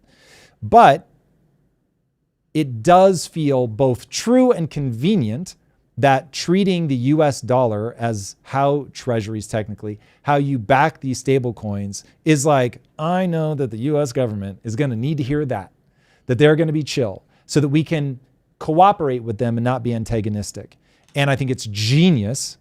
I also think it's politically expedient. And so when I try to map out, when I hear Saylor say things like this, like, oh, this is just like de facto. Yeah. No, just the way that it's going to be is like, that's already won. And I think that this is narrative designed to further cement it in people's minds. I think Saylor is a brilliant spokesperson for Bitcoin, which, by the way, I think is moral currency. I love it. I could not be more grateful. I'm glad that people are talking about it. But as the person who wants to build his reputation around saying all the things and not just the things that sound good for what is good for me. Yeah. I do think that that's part of the game, is we just have to make sure that the government is chill, that this also gives us the ability to sell our debt. So take it with a grain of salt when he talks about it, like, oh yeah. Just I remember we had that clip from the Russian oligarch who was like, oh yeah, America's just trying to bury their debt in digital currencies. Do you think that? I don't think they're trying to bury their debt. I think they see, this incredible thing, this moral currency has come on, it's gained steam, it is going to happen. And the US government, realize, oh my God, if we use treasuries as a way to do these stablecoins, so anybody can spin up a stablecoin, as long as it's backed provably 1-for-1 with a US treasury, you're good. And it's like, now all of a sudden, oh damn, I'm in Paraguay, Mogadishu, Nigeria, whatever, and I just need to fund the wholesale slaughter of Christians. I'm going to go and I'm going to spin up a coin. I had to, Drew. I don't even know why, but I had to. So dark. So real. And that is, I think, just them being very smart, very shrewd, understanding that you can do that with the debt, which, listen, as an American, yay. Yeah. And then also, if you're in even Argentina right now, one of the things they're trying to do is get people to use dollar first. Forget the peso. Use the dollar first. And if you can do that and get something more like a global currency, you're certainly going to be, if your currency is weak, you're going to be better off. You do invite the export of inflation, but if you've got your exit ramp into Bitcoin and then it's only backed in like these really short-term periods by the inflationary asset, you've got a really good system. So it's one of those, it will work incredibly well. And then, of course, this helps our reserve currency status maintain a couple Correct. Of decades. If you don't find a way to get people to buy your debt, as Japan and China and other places are getting rid of it as fast as they can, if you don't find a way for people to absorb those losses, plus given all the extra money we want to spend, which becomes debt, you're in dire straits. Copy. All right, let's close this. It's about $250 billion. I mean, so if people want a circulating medium of exchange on crypto rails, they're using stable coins in the form of tokenized dollars. Bitcoin has emerged as digital capital. What you want is a commodity that's also scarce and decentralized as a long-term capital asset. So the killer application of Bitcoin is digital credit issued against digital capital, whereas the killer application for medium of exchange is a digital currency in the form of a stable coin. I think the crypto industry understands this, and I think the people of the world understand it. If you talk to anybody and ask them how they're going to pay for their cup of coffee, they're going to send a stable coin from their mobile phone app. And if you ask them, what do you give to your granddaughter, they're going to say, give them a Bitcoin. All right. That sounds romantic and sweet. And I'm sure Michael Saylor is going to bang that drum because he's, what, 74 billion at this point, making 500 million every day on this thing. So dude, that's wild. 500 million. Yeah, somebody said that he's a moron. He is anything but a moron. I just need to shout out Jay Mayer, who put a banger quote in chat. He said, "I have become debt, destroyer of worlds." That's so good. I love that. That's so good. Okay, I do think we need to talk about the headline topic of the day. This was on the thumbnail. This was the main shebang. The government shutdown tried to overshadow it, but Trump and Bibi have released a 20-point plan to end the war in Gaza. Before I go, point by point, what's your initial reaction about this? Is it one of those sound good till it's done? Or? It's never going to work. It's never going to work. I love it, and you have to do something. Like, you've got to try. You can't just accept defeat. But the reality is that you have two countries. I know they're not technically a country. I will refer to them as that for convenience sake. You have two countries that have ideologies that are so different. They are forever going to kill each other, and they are locked in a tit for tat. So what you have is, on the one side, you've got people of Jewish faith, and even if they're secular Jews, they are still, in the way that I am not Christian, but I have my entire worldview built on Christian ideology. Whether they're religiously Jewish or not, they are steeped in that culture. Going against people who have a totally different faith, and they believe that to be in line with God, that you have to be prepared to kill the infidels, and by the way, that you will be rewarded with paradise. So until you overcome that, you're going to have a problem. There's actually a really interesting clip. I didn't pull it. It's always hard to tell what things are going to stick to my ribs over time. But Barry Weiss had somebody on recently that was a journalist in Israel, and he was trying to do a feel-good story. I call a little bit bullshit on that. I have a feeling he knew exactly how this is going to play out. But anyway, he went to do a feel-good story on a woman who Israel had saved twice. And the first time she was like when she was 5 years old. She pulled boiling water down on herself, so she had all these crazy severe burns. And Israel will bring in Gazans that are severely injured. And that's not the one. And so I think it was like very, very recent. And they treated her and released her back. And even, I guess, helped her get a college degree. And then she gets recruited into a terrorist cell to be a suicide bomber, because she has the ability to go back and forth across the border to get treatment. And they gave her 3 options of targets to hit: a cafe, a bus, or the hospital that had saved her life. And she chose the hospital that had saved her life.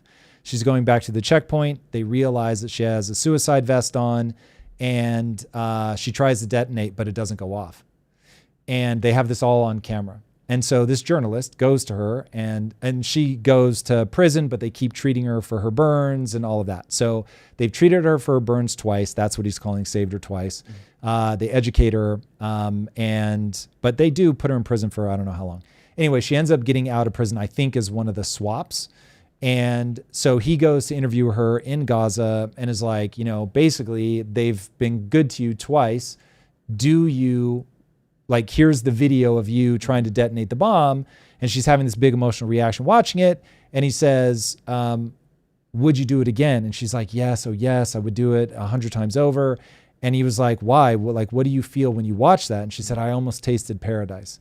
And so it's like, if you've got enough people, and I'm not saying everybody believes that, but if you've got enough people that are like, that's how you get right with God, then you're in trouble. So I just don't see how, all of the things that Trump is trying to put forward are probably the same kinds of things that I would put forward. I've said from day one that if you can't get both sides to think about the future on earth of their children, you've already lost. And the ideology is not on, in this life, how do I make things better for my kids? And it's really interesting. This is starting to feel like, and I know if people understood how I think about the future of simulated worlds, they would not think that I was cheapening this stuff by likening it to video games. But if you liken it to video games, this person is in a loop of you keep amassing resources that you use to destroy.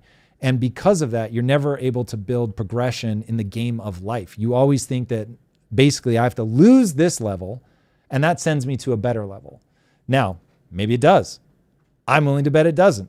And so if instead you went, hold on a second, I've got to amass resources in a way that make my children's life better, and that's how I move on to the next level, it just changes the context. And all of a sudden it's like, we do have to find compromise. We do have to find a way to build infrastructure. We have to find a way to look at our own people and make it beautiful for them. And yes, we've been slighted, and yes, we've been wronged, and yes, there's been horrors and tragedies and war crimes and all of that.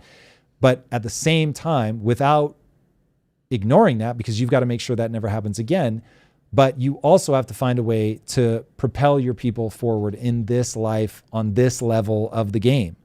And until we can get people there, it just isn't going to work. And so I would love to find that I'm wrong and that I'm being propagandized, and that the vast majority of people they just want to make life better for their kids right here, right now. And this time around, they're going to build schools, and they're going to think about educating their kids, and they're going to get a thriving economy, and they are going to seek investment, which, by the way, is one of the 20 bullet points, is to make this place investable. Now, if you have my belief system, my value system, you hear that and you go, yeah, exactly.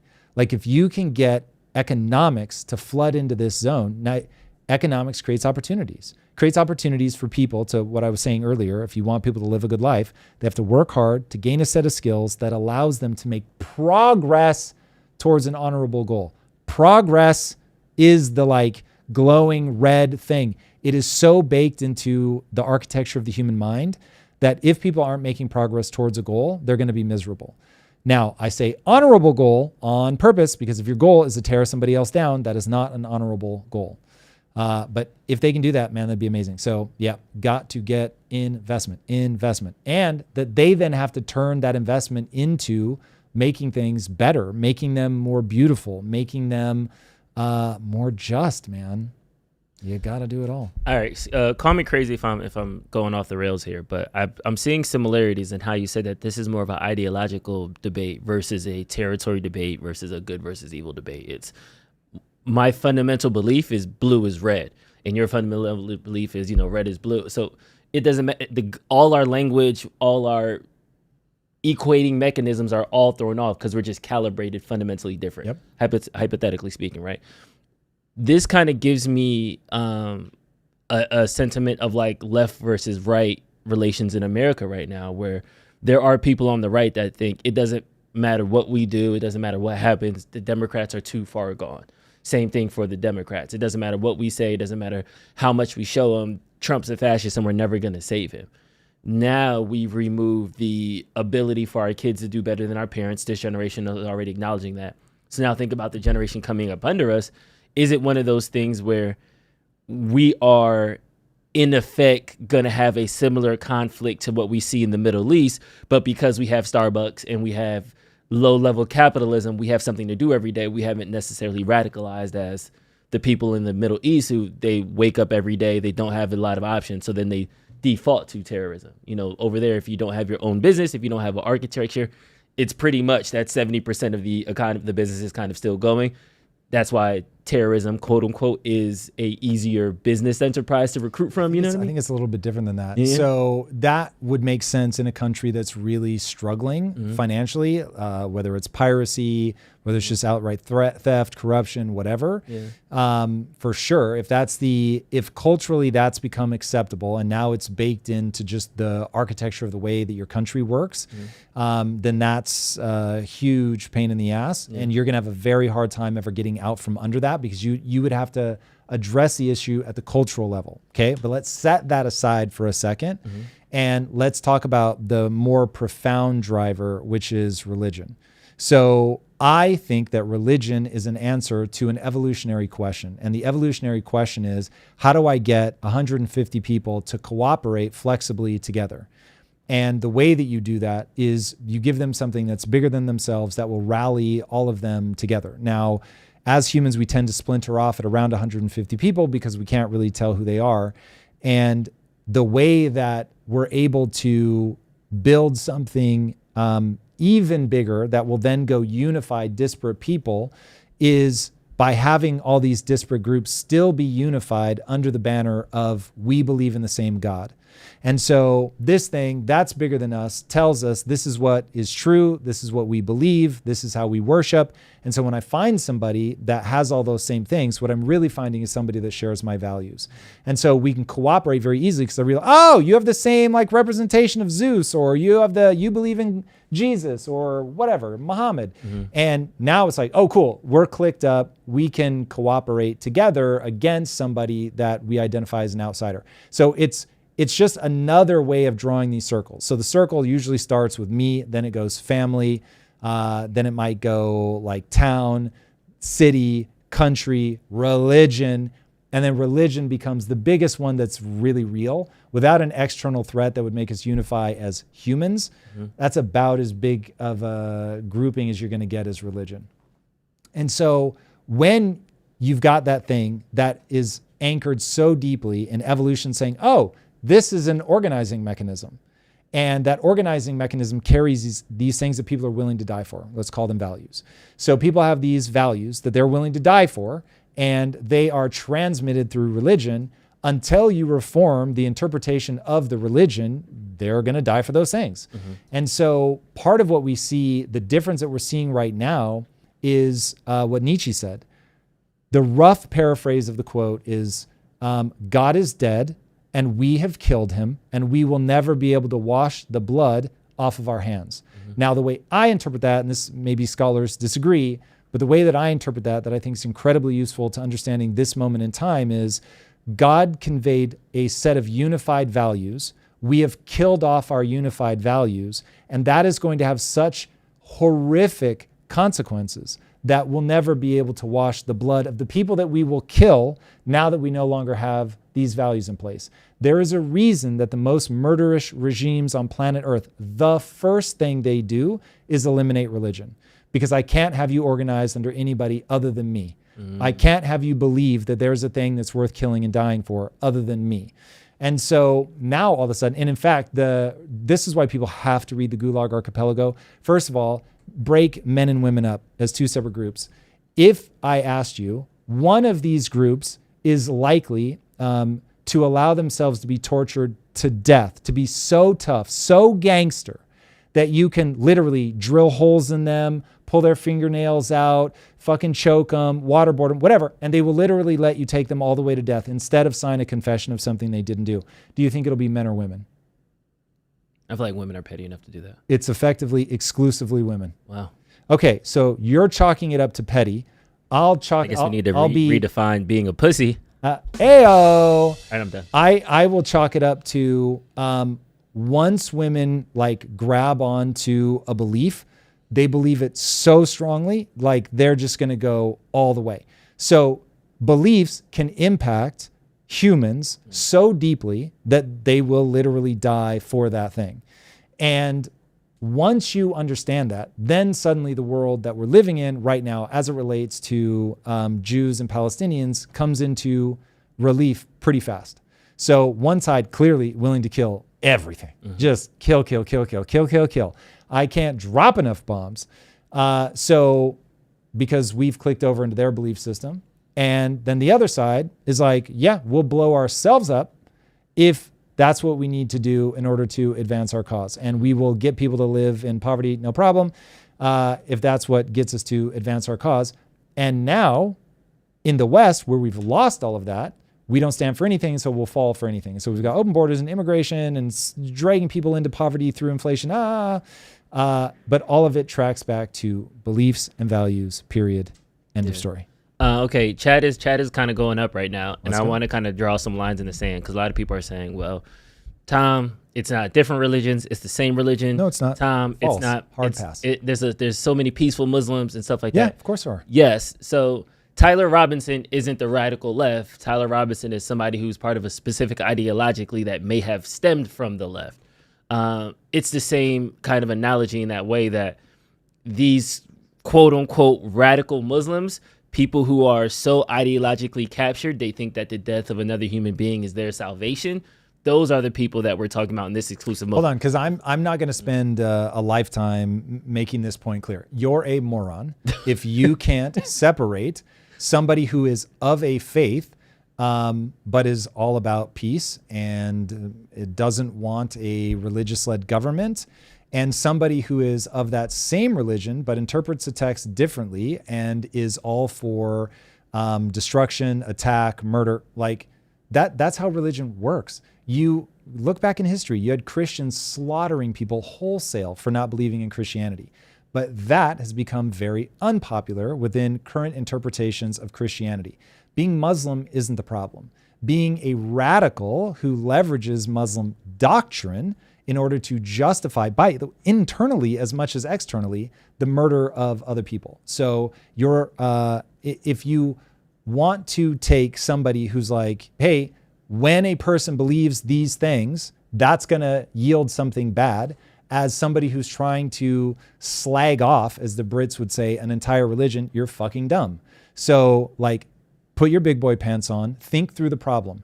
I'm talking about cause and effect. The cause and effect is, no matter what reason you believe it, if you believe that my life will be better if I strap on a suicide vest and I go kill a bunch of people that don't believe what I believe, if that's your belief set, and oh, by the way, if I do that, everything in my life is going to be better. I'm going to live eternity with a whole bunch of virgins and everything's just like the best thing ever. If you really believe that, that's going to yield outcomes where some percentage of those people are like, well, I want my rewards now, so I'm going to go blow somebody up because I know that's what you need to do. It doesn't matter how they come to believe it. Believing it is the problem. Now, if we go, oh, a lot of people are using this religion to radicalize people that way, that's something to pay attention to, but it would be equally stupid to say that everybody that believes in that religion is going to do that. That's just, it's nonsensical.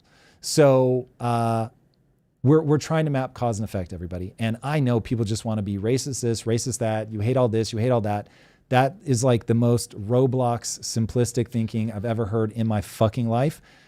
So please don't be dumb. Roblox thinking, that's a bar right there. All right, let's jump into the actual plan. This is from Trump and Bibi after he visited the White House a few days ago. This is his comprehensive plan to end the Gaza conflict. Number 1, Gaza will be de-radicalized, terror-free zone that does not pose a threat to its neighbors. That'd be rad. Gaza will be... It's great. It's very important. And it's very unlikely for the reasons we just talked about. Gaza will be redeveloped for the benefit of the people of Gaza who have suffered more than enough. That would be incredible. And I love that they're putting these in, making Gaza a place that is economically viable, that's beautiful, that you can raise kids and feel safe would be transformative. It's just a question of culturally, will we be able to get there? If both sides agree to this proposal, the war will immediately end. Israeli forces will withdraw to the agreed-upon line to prepare for a hostage release. During this time, all military operations, including aerial and artillery bombardment. Basically, it's a staged withdrawal. Yep. You would have to. Boom. 42. Number 4, within 72 hours of Israel publicly accepting this agreement, all hostages alive and deceased will be returned. That would be wonderful. Once all hostages are returned, Israel will release 250 life-sentence prisoners plus 1,700 Gazans who were detained after October 7, 2023, including all women and children detained in that context. For every Israeli hostage whose remains are released, Israel will release the remains of 15 deceased Gazans. Yep. So I think pretty much every time this happens, Israelis release, just some ridiculous ratio more than they receive, but cool. This might be a fractal, but isn't this kind of telling on yourself that you've killed one of us, I'm killing 15, it's a 1 to 15? Well, no, because they don't have a bunch of dead people like that in custody. What they have is a bunch of people that they arrested, but the numbers that I don't think anybody disputes are that they've killed 30,000 roughly, this was as of a couple of weeks ago, but 30,000 combatants with a 2-to-1 ratio. So that gives you 60,000 more innocent civilians for a total of 90,000 dead. So they have far and away, Israelis have killed way more Palestinians. even on a pro rata basis, they've killed more. So that's an entire college football stadium.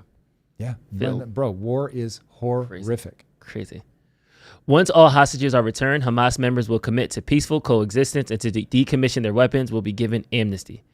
Members of Hamas who wish to leave Gaza will be provided safe passage to receiving countries. I feel like this one is all sounds. I mean, listen, good. you are not going to win hearts and minds. Yeah, maybe in over 20 years or 40 years, because every, call it 12 to 15 years, you've got a new generation.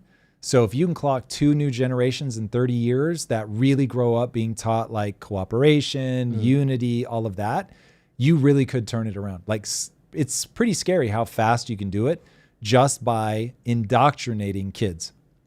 But you've got to indoctrinate them with something that's positive. Yeah. And I just don't know that we're going to do that. There's so much bitterness pent up. This is how this stuff becomes so intractable. At some point, like, this is why it's the release valve of, but all the people who have died have been martyred and things are now better for them, just makes it that much harder. Yeah. It's like you're chasing death almost versus for life. So yeah, that's the part where it's like, are we able to pull out of this? I don't know, man. Number 7, upon acceptance of this agreement, full aid will be immediately sent into the Gaza Strip. At a minimum, aid quantities will be consistent with what was included in the January 19, 2025 agreement regarding the aid, water, electric, sewage, rehabilitation of hospitals and bakeries, and entry of necessary equipment to remove rubble and open roads. Yeah, so basically, we're going to make sure that you can clean up and begin the rebuild. Have to.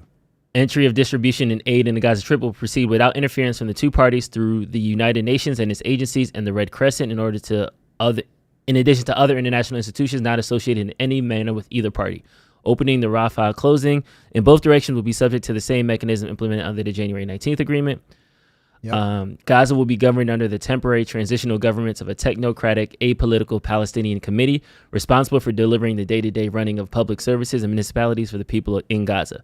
To me, I think this is the win, is that they're at least we are out of Gaza, and then now we're giving Palestinians control of Gaza versus like a Israeli oversight board or something like that. Yes, but this is where you're going to see values play up. So the Arab Spring did not result in Egypt getting better. Mm-hmm. So the bad news is, like, this is where America does not get enough credit. What the founding fathers did is unbelievable.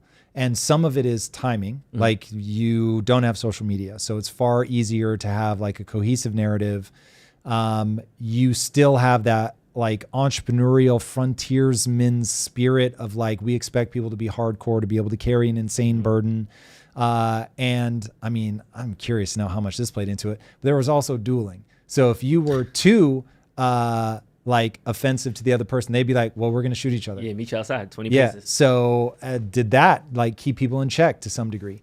You had a period where being a powerful orator was like one of the coolest things you could do if you wanted to get laid. And so it was like guys really wanted to be good at that speech.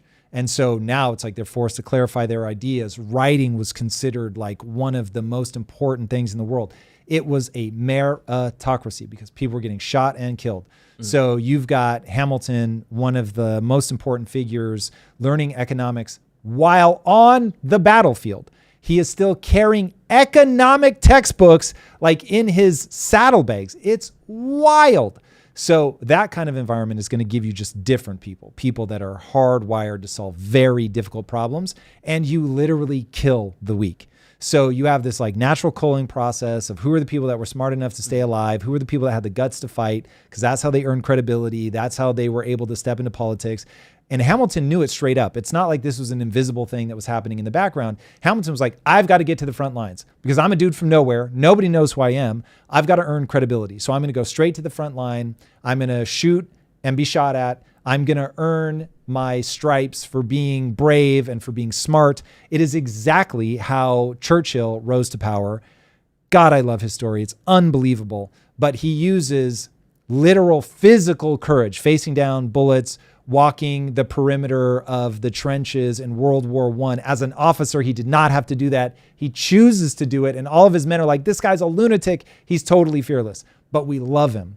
And so like, this is how people were rising to power back then. So are you going to be able to put together, like, do they have the founding fathers who are going to be able to say the hard thing, that have proven that they can lead, that aren't going to tend towards tyranny, that want to see economic viability, that want to step into the 21st century? Are they going to have the great men of history that they need? I don't know, man. So if they do, and they can overcome the things that pulled Egypt back into totalitarianism, hey, word. But if they can't, you're going to be in trouble. Have you watched the musical yet? The musical? Hamilton. I've seen half of it. The first half or the second half? First half. Oh, man. Okay, that's a good half, so I'll give it to you. Thing is, I really enjoyed it, but my wife's not a musical fan. So she was like, okay, we'll watch half now, and then we'll watch half later. And the half later has never happened. Yeah. Yeah, you know. Number 10. If it comes to town, though, you and I will go? This is on camera. I will definitely go. Bro, let's go. For real, for real. 100%. All right, chat. When it comes, dude, and we don't go, I'm gonna put y'all, and y'all gotta help me shake. Bro. I know I was late and I shouldn't be talking right now, but I will buy the tickets. Let's fucking go. That'd be dope. Okay, dude, that would be dope. So you just have to tell me when it comes to town. I got you. Say I will miss it. I got you. All right. Number 10, the Trump economic development plan to rebuild and energize Gaza will be created by convening a panel of experts who have helped birth some of the thriving modern miracle cities in the Middle East. This just says Trump casino, like Gaza, the AI image. Love. All that. Fantastic. Yay. The reason I say yay is you've got Middle Easterners, presumably Arab, presumably Muslim, that have shown we know how to do this. The Dubai boys, the UAE boys come through. Yes. You don't want a bunch of people who culturally do not understand what's going on trying to force our cultural vision of a city. You don't want Trump going in. If they want a casino, which they probably don't, but if they did, great. Sure. You just want it driven by people who culturally understand what they've grown up in, because otherwise you're trying to force something down. It's never going to work. You're not going to roll in there and turn them into westernized people who want a Western style democracy. That's not going to be what this is. You're not going to go over there and build Philadelphia. You got to kind of do your own thing. No, man. Yeah. It's got to be from them. 11, a special economic zone will be established with preferred tariff and access rates to be negotiated with participating countries. 12, no one will be forced to leave Gaza, and those who wish to leave will be free to do so and free to return. We will encourage people to stay and offer them the opportunity to build a better Gaza. Love it. This I actually do love. I think that's a good one. All right, brass tacks. Hamas and other factions agreed not to have any role in the governance of Gaza directly, indirectly, or in any form. Have to. All military, terror, and offensive infrastructure, including tunnels and weapon production facilities, will be destroyed and not rebuilt. There will be a process of demilitarization of Gaza under the supervision of independent monitors, which will include placing weapons permanently beyond use through an aged process of decommissioning and supported by an international funded buyback and reintegration program, with all verified by the independent monitors. Okay, so they're going to have to do something to maintain peace. That's going to be the big thing. So demilitarizing 100%. This is what we do. This is what you do to Japan. This is what you do to Germany. Like, you've got to demilitarize the people that were psychotic. But you also have to help them start building back, have law and order. Like, safety is going to be a huge thing. And so what kind of police force do you have? Who's on the police force? That is going to be hugely important. Far better that they be Arabs than that they be Israelis. And even Arab Israelis, I think, would be a problem. So this has got to be people from other surrounding countries, Egypt, Jordan, etc., that will come in and participate in this. So much is going to hang on that. A guarantee will be provided by regional partners to ensure that Hamas and the factions comply with their obligations and that New Gaza poses no threat to its neighbors or its people. 15, the United States will work with Arab and international partners to develop a temporary international stabilization force. That's the people that you're talking about, to deploy in Gaza. The ISF, the ISF will train and provide support to vetted Palestinian police forces in Gaza and will consult with Jordan and Egypt, who have extensive experience in this field. This force will be the long-term internal security solution. So to your point, it will be a coalition of U.S., Arab, and other partners. That'll be tricky. And if I were going to write a story set in there, it would be all about how the ISF itself ends up being corrupted, because that's the real risk here. Yeah. But if the ISF, if you can somehow find the uncorruptible ones that really just want to see something good happen, it could be amazing. That's not going to be an easy task, but Allah Akbar. Yeah. Let's see what happens. Number 16, Israel will not occupy or annex Gaza as the ISF establishes control and stability.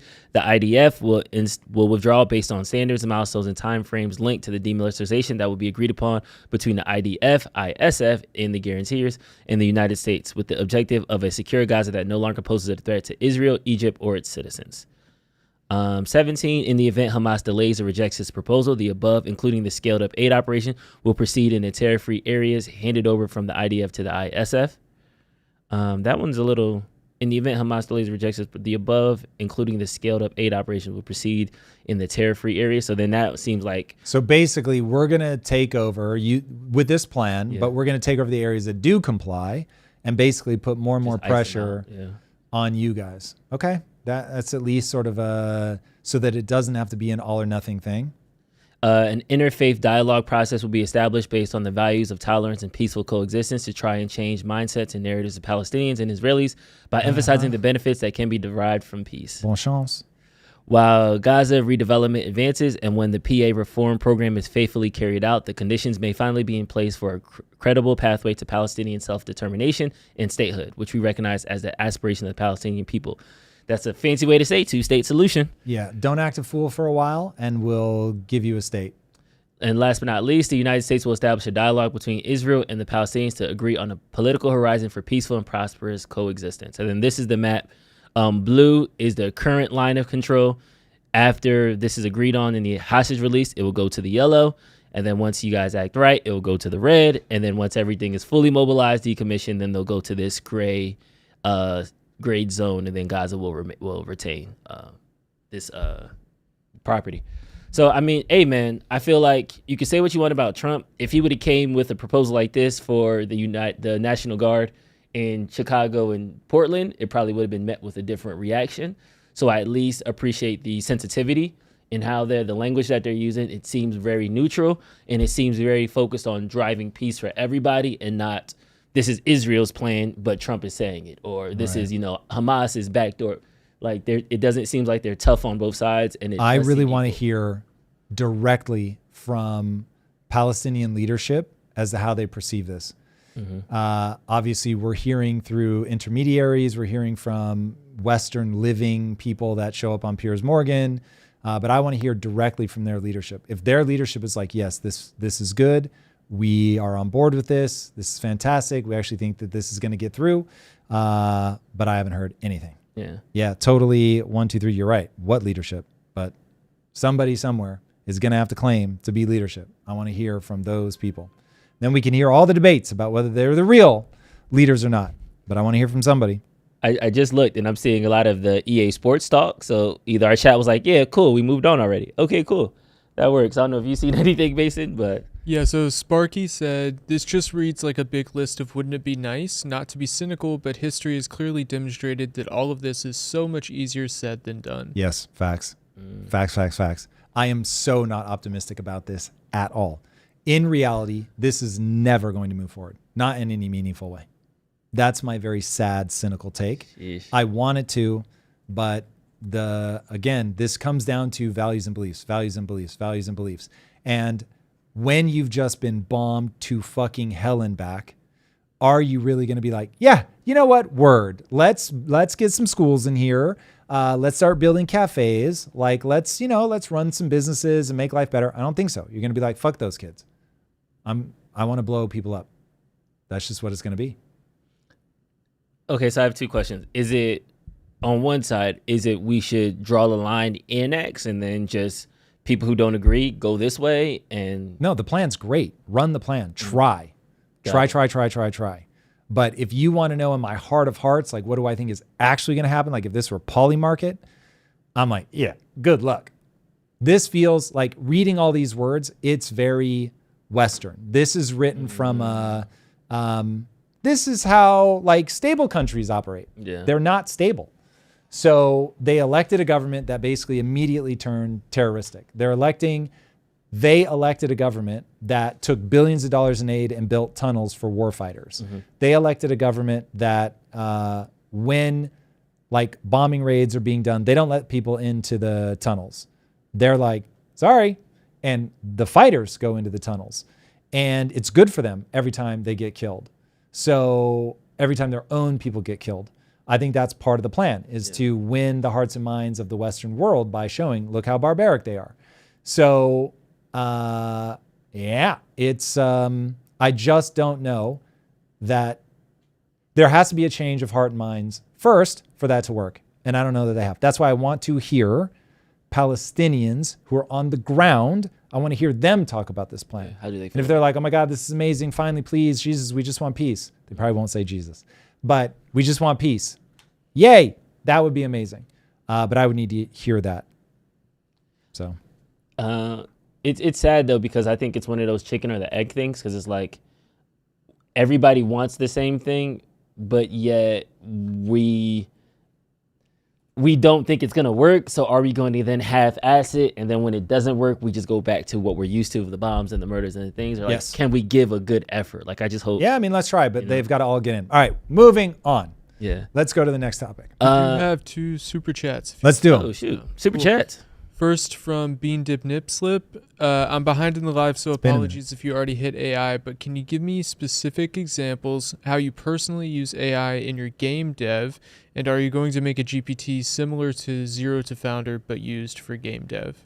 We don't have any plans right now to build one for game dev. That we're putting out is what we call a lead magnet, because we don't offer any courses in game development.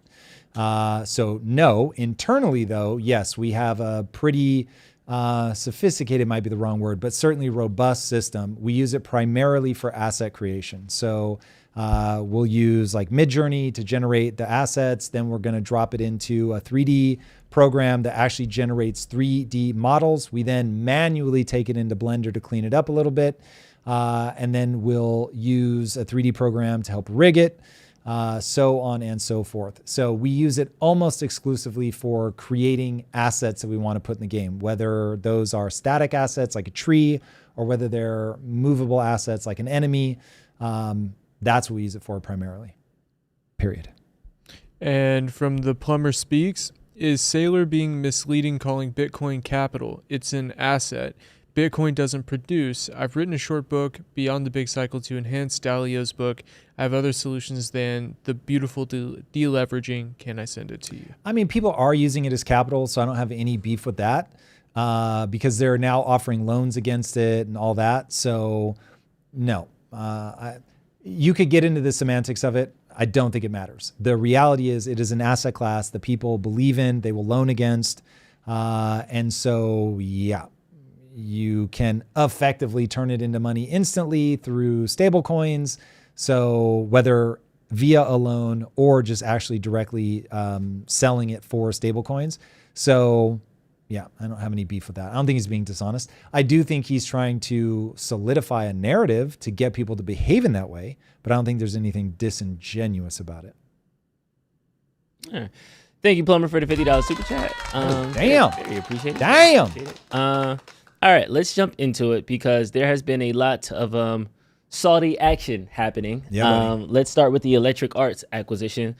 This one blew my mind. $55 billion for a game development company. How dare you insinuate it should be less? No, I love you, Tom. I love Kaizen. I was like, $55 billion in 2025? EA? The Sims? Is that worth $55 billion? Like, it was it's just a sports franchise. It was surprising to me. And what they do, COD, right? Yeah.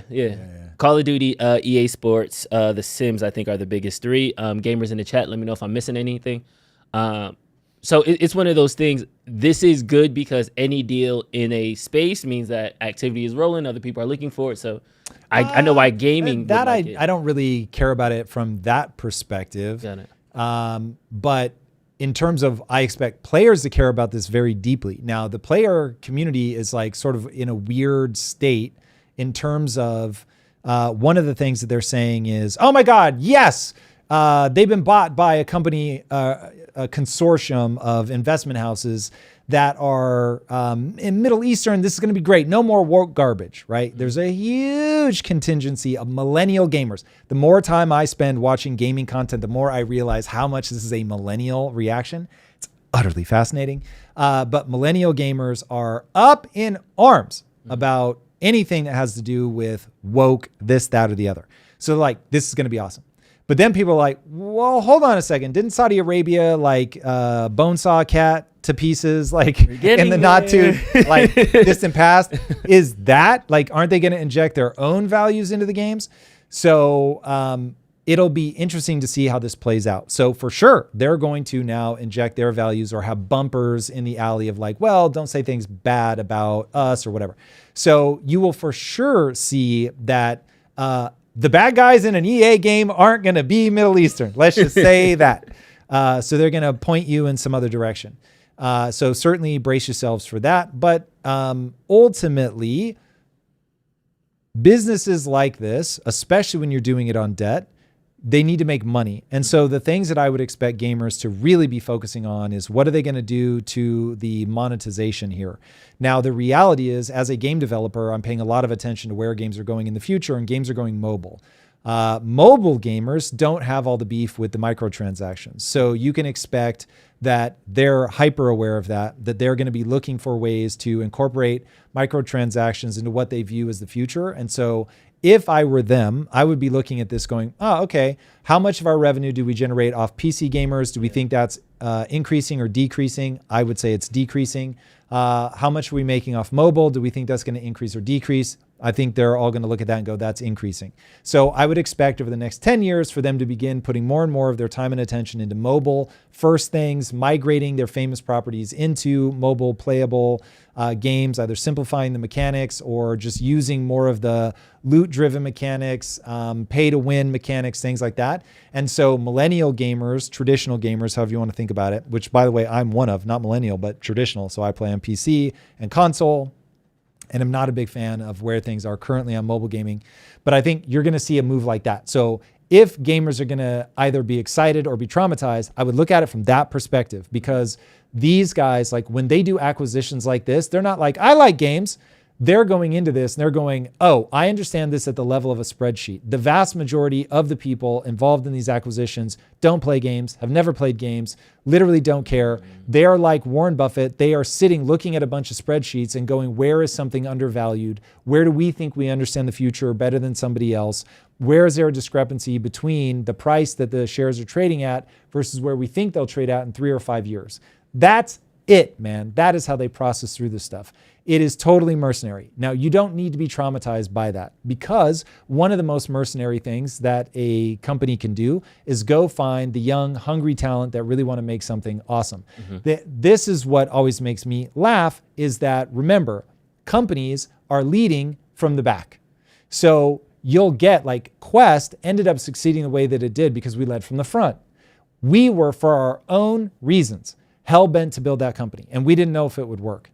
And so if anybody remembers my story, the super speed run is, we're doing a company before, I get tired of being a slick marketer, and I want to do something that I believe in, because I realize the struggle is guaranteed, the success is not. So I need to structure my life in a way where I would enjoy my life even if I'm failing. And so the answer to that ends up being Quest for a whole host of reasons. So for my own weird, selfish reasons, I'm like, I'm going to build a film studio inside of a protein bar company. That made us the first movers on social media, because I knew how to create content, because my background is filmmaking. So I started doing all this stuff, which now everybody does, but back then was like, what the fuck are they doing?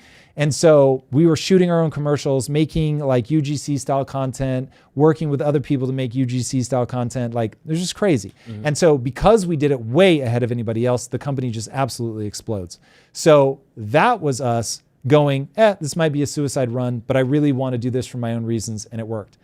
Once it works, everybody else just floods in at the spreadsheet level. So everybody's looking for that, right? So the game I'm building, Project Kaizen, I'm not building chasing a spreadsheet. I'm building the game I want to play. I've got a whole thesis about what I think is going to happen to the world. I think AI is going to make the world so easy that people are going to be forced to find hard mode, and they're going to find it in simulated worlds.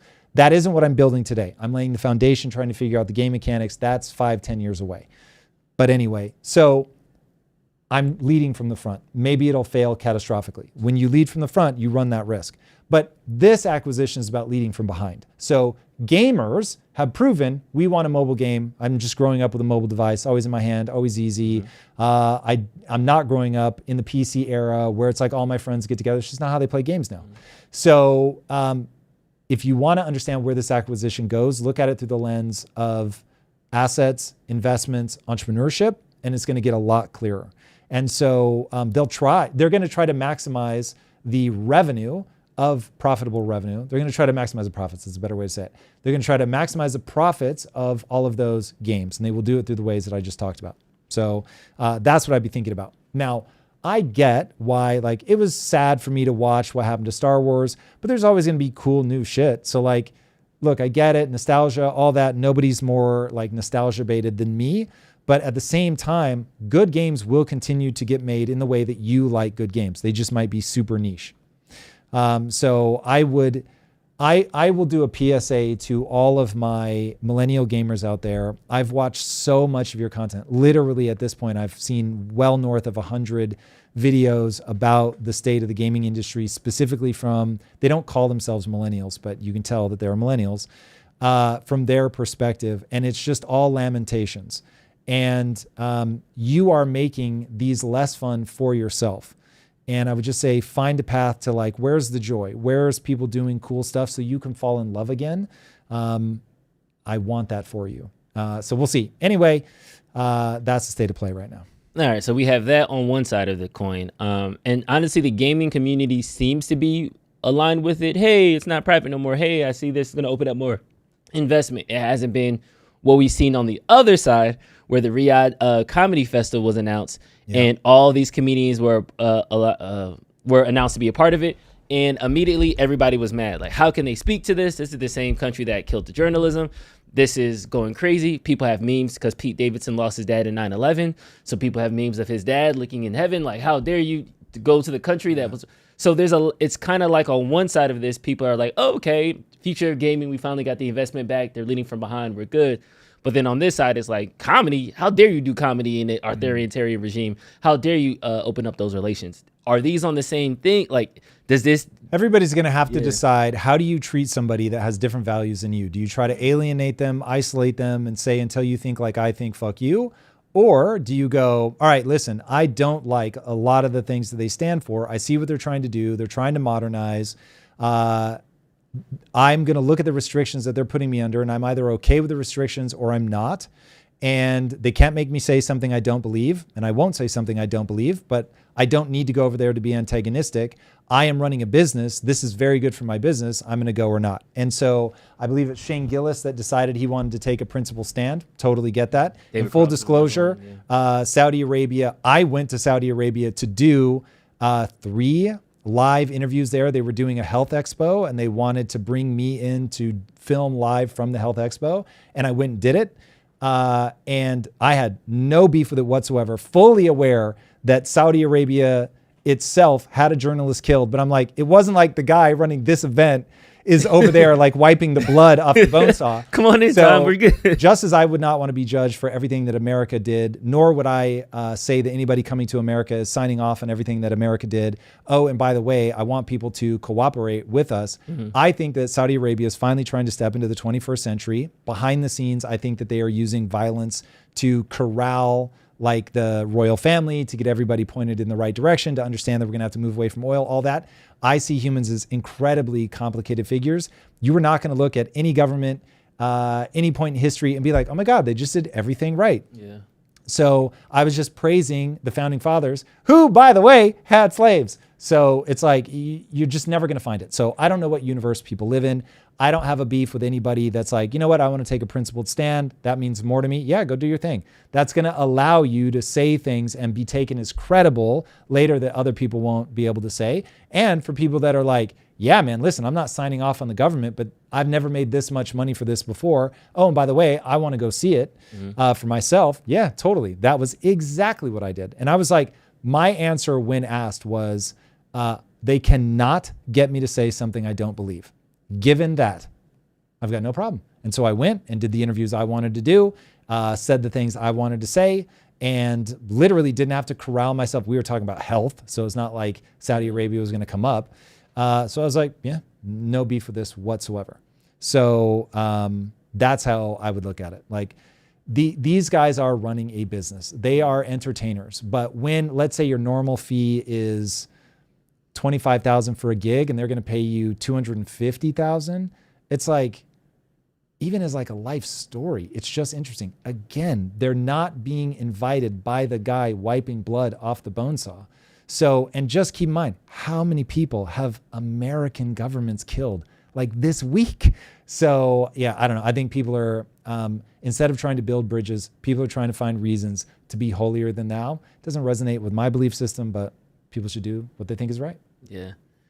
David Cross had like a whole like thesis statement about it. Other comedians have did reaction videos. So it really is mixed, but I just love how you said it. We shouldn't hold the organizers of the festival beholden to the actions of the government, assuming those aren't the same people. Now, if you do find out, hypothetically speaking, that the prince that was responsible for getting the journalist killed is the person that decided to throw. Well, now, so here's the crazy thing. If you said, listen, MBS wants to meet with you, I would do it 1,000%.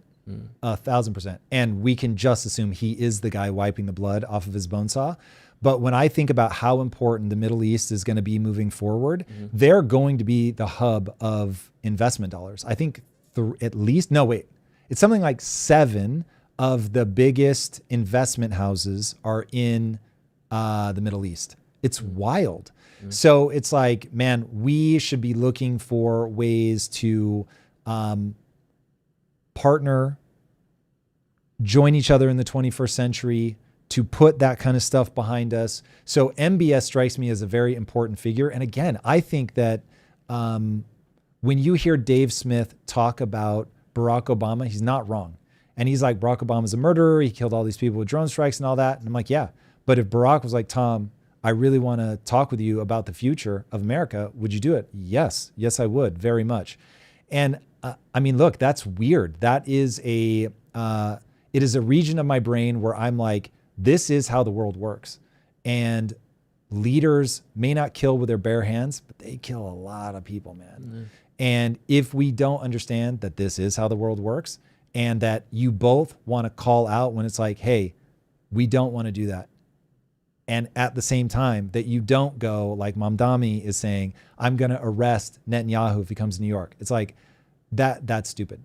So you want to find ways to invite these countries into the 21st century. You want to find a way to bring them closer to your values and not isolate them. That would be my take. Do we have a responsibility though? And the reason that I'm kind of harping on this a bit is because right now we are so ideologically captured. Where a couple weeks ago we were talking about Bob Dylan shouldn't step foot in America because he made fun. You know what I mean? Like, so there's certain lines that we do have drawn in the sand. Where is that balance between this could be a bridge for the future? If MBS was like, listen, I'm going to keep killing your journalists, but I would like to invite a bunch of journalists over. Then I'd be like, whoa. I wouldn't expect anybody to go. That would be wild. But he's not. And obviously there's like evidence and all that he was involved and blah, blah, blah. So it becomes a question of, what's going to be the thing that you draw the line on? Is it that they did a thing ever that we think is morally repugnant? In which case, Trump's got to go, Biden's got to go, Obama's got to go, Clinton's got to go. Like, you literally just run down the list of American leaders all the way back to Washington's got to go. Like, as far as I understand, Washington had slave teeth in his own mouth. Okay. He pulled the teeth. Somebody fact check me if I'm wrong, but he had dentures that were made from like, I think some horse's teeth, some wood, if I remember right, and then some slave teeth. So that's horrific. So, but at the same time, when he had the opportunity to become dictator for life of America, he didn't do it. He also fought the British and garnered America its freedom. So it's like, yeah, I'm not going to throw him out with the bathwater. I'm not going to say his face needs to be taken off Mount Rushmore. When I teach that in schools, I'm going to say, listen, despicable things were done, but we are not going to focus on that. What we need to focus on is what makes this country great. What are the values that we want to embrace? And it is absolutely antithetical to moving forward well to say that we're evil or the product of evil, or It doesn't even matter if it's factual. It just matters that it's not useful moving forward. So same thing. If the Middle East is going to transition off of oil and get into tech, get into biotech investments, get into entertainment, whatever, and they're going to be a driving force there, we want to have good relationships with them. And so, yes, there needs to be pressure. You can't, like, if they killed a journalist now and we're like, okay, we just did that thing and now we're inviting everybody over, I'd be like, yo, this is way freakish. Just to like make sure they understand, I think that that's a non-starter, I'm not going. Because if they did some atrocity right now, I'd be like, no fucking way. So all of that factors into, as people build their belief system about how do we approach the world. For instance, should we have invited Putin into a negotiation? Obviously. But he's killing Ukrainians. Yes. You have to find an off-ramp. You've got to treat this guy like a human, even though you think he may be committing war crimes. Same with Bibi Netanyahu. Same with Hamas. Same with Palestine. It's like you've got to find a way to work with these people. In fact, there's an image of a guy that's in the, what's he, in the UN? He's in the UN or something like that, where there's footage of him holding 2 decapitated heads. And he's now in a leadership position in the world. Somebody who's going to know, chat, please rescue me here. And what do you do with that? Well, if he's in a position of leadership, you got to deal with him.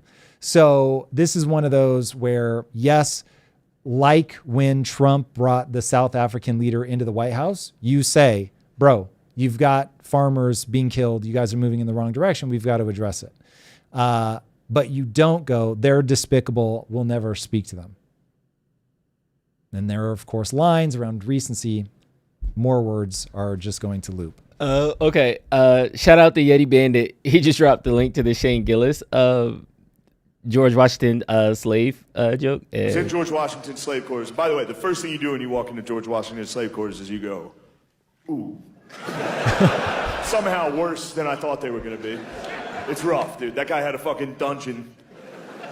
For real. You didn't know? I'm in there. And I'm by myself, and I'm like, you know, you remember that time. It was a tense fucking time in this country. And I'm in there by myself like, Jesus fucking Christ. This is like during BLM. And then I hear some footsteps coming down the path behind me. And now blocking the only exit of the room was a slave reenactor. They have those there. And he did not break character. I turned around, he was like, oh, well, hello there, sir. I was like, Jesus Christ, dude, please, you don't have to do the character. I'd give anything for you to not do that character. He didn't break. He was good. He was like, look at those clothes. You must be from the future. Hello, time traveler. I was like, no, I'm from right now. What are you doing out? Come here. No, I did not say that. Obviously, I didn't fucking say that. I didn't say a word. I was frozen. I was paralyzed with white guilt. I didn't say a word. He's good. And he knew what he was doing. He, for real, he knew what he was doing, dude. He wasn't giving me the George Washington tour. He was just drilling me with shit I didn't want to hear. He was hitting me with you remember that time, tense time. That guy walks in there and sees me. I know what I look like. I know exactly. I've got the body type of a guy who says, let's see the rest of the body cam footage before we jump to anything. I know what I look like. He wasn't even giving me the George Washington tour. He was just telling me fucked up shit. He was talking about other people. He was like, Thomas Jefferson had about 6 slave children of his own. He only freed 2 of his own children during his lifetime. I was like, that's Jesus wild. Christ. Isn't that a bummer? Thomas Jefferson literally enslaved some of his own children. Yeah. Now you know how I felt, dude. I was getting fucking drilled with this information. That's when I started playing possum a little bit. I was like, maybe I am a special needs guy. So he was hitting me with the fucking white guilt facts. I was...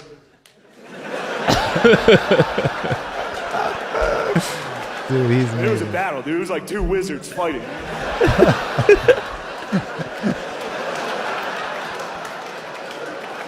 Finally, I won by just lowering my mask. He was mid-rant. Oh, shit, my bad, brother. Yeah. Dude, so funny. Didn't get into the teeth part. And I'm pretty sure he does in that talk about it. But listen, that unfortunately is one I have on good authority that it's not a story you want to be true, but is nonetheless true. So I don't know. I think it comes down to how you map people. If you think some people are perfect and then you can hold out for perfect, I'm far more in the reality of the knife fight of geopolitical strife. They kill people, like literally everybody, all of them. And this is why I think that the Putin quote about, everybody gets elected on all these crazy ass promises, and then they don't follow through with them because men in black suits that look like me walk up and tell you how the government really works. And so, there it is. It kind of threw me for a loop. Wait, so hold on. Rotar says, Tom, the UN guy holding the two heads is Ahmad al-Shara, also known as Abu Mohammed al-Jolani. So word. If you look that up, I've seen the image. It is wild. Like, you see him in both modes. You see him like looking a little more like he spent some time in some underground shelters, a little disheveled. And then other ones where he's like all done up and his beard's all cut clean. And in the one where he's underground, he be holding them heads. There it is. Enjoy, everybody. Look at that. That is wild. Jeez. So now, okay, let's say you bump into homeboy, and I don't know whose heads he severed, but let's say they were friendlies. And then you bump into him at the UN. What do? You scream, you throw a fit? You walk out? Anytime he's in the room? Nope, can't have it? Or do you go, the world is a crazy ass place. And so what's the long-term play? Yeah. How do we back more people away from this? I fall into the camp of, the world is a crazy place. And you're not going to see me at his kid's like 12th birthday party. But like, if we're going to try to find a path forward, like, I would rather know what this guy thinks, where he's at, what he's looking for, what can we do? But as they say, forgive, but don't forget. Like, bro, if I found out later that you had severed two heads and there were photos of you carrying them around, let's just say we're not going to Hamilton together, Drew. Not the Hamilton tickets. Yeah. But hey, listen, it's wild. So anyway, I think I'm maybe a little too accepting of how the world is for people's taste. But if we're going to actually try to get things done, you can't like just infinitely let things slide. And at the same time, you've got to be in the real world. Yeah. I think there is a line of like righteous indignation that a lot of people are like walking, where it's like, I am so right about this thing, I will cut off my family for it to show you that Trump is a bad guy. And it's like, Trump is not saying, thank you, sir, come into my arms. Like, you're not getting a Turning Point USA membership because you like, so the alienation of actual people who we need to fix these problems, that's the part that I really don't appreciate. So as much as it's they're the bad guys, we're the good guys, us versus them, all this other like jargon, just like with this government shutdown, we need to be bipartisan, whether we want to or not. You need to. So the name calling and all this stuff, it has to eventually end. Also, like, if you think about it, they're inviting people that are of Western culture into their country. And of course, they're going to give them like, don't make fun of Saudi government. Yeah. But they're still inviting people of Western culture in. That's a very good sign. Yeah. So baby steps. All right. Shout out to George. He was in the chat earlier. He dropped this chart on me that I thought was hilarious. This is a tweet from Felix Rex at Navy Hato. Ages of partners men and women find attractive. So this red line is the most attractive age of a man to a woman. And the blue line is the most attractive age of a woman to a man. Have you not seen this before? I haven't seen this. This is the greatest chart in life. And if men and women want to understand each other, they have to understand this chart. This is the wildest shit ever. You can sum it up very quickly by saying women find a man that's somewhere between 2 years younger to 2 years older than them, peak attractive their entire life. So when they're 22, it's someone who's 20 to 24. When they're 40, it's someone who's 38 to 42. Men find a 22-year-old attractive no matter what age they are. Full stop, period, end of story. 22s will always be attractive. Yes, because it's a sign of peak fertility. And this is why I'm like, I am so confused by how people parse what's happening when they look at like what men find attractive. Oh, men are just pigs. You're mad at God. Men are just responding to evolutionary cues of fertility. That's it. Evolution has shaped our brain to be like, have sex with as many novel females as you can and make sure that you're having sex with the most fertile ones. And so nature has pleasure and pain. That's it. That's all we've got to operate with. And so it's going to make very pleasurable seeing a woman that's peak fertility. And there you have it. So as I said to my wife when she was 21, listen, I'm always going to find other women attractive. This is your peak, Lisa. This is no, I'm joking. Yeah, but what's the problem? Yes. Hey, P.S. by the way, you're going to get old. You are going to turn into a bag of bones. Mm-hmm. And I'm always going to find other women attractive. Brace yourself. However, I am interested in running one experiment and one experiment only. What does it look like when people share a life together? And I'm going to go up in sexual market value if things go according to plan, because I'm going to become very wealthy.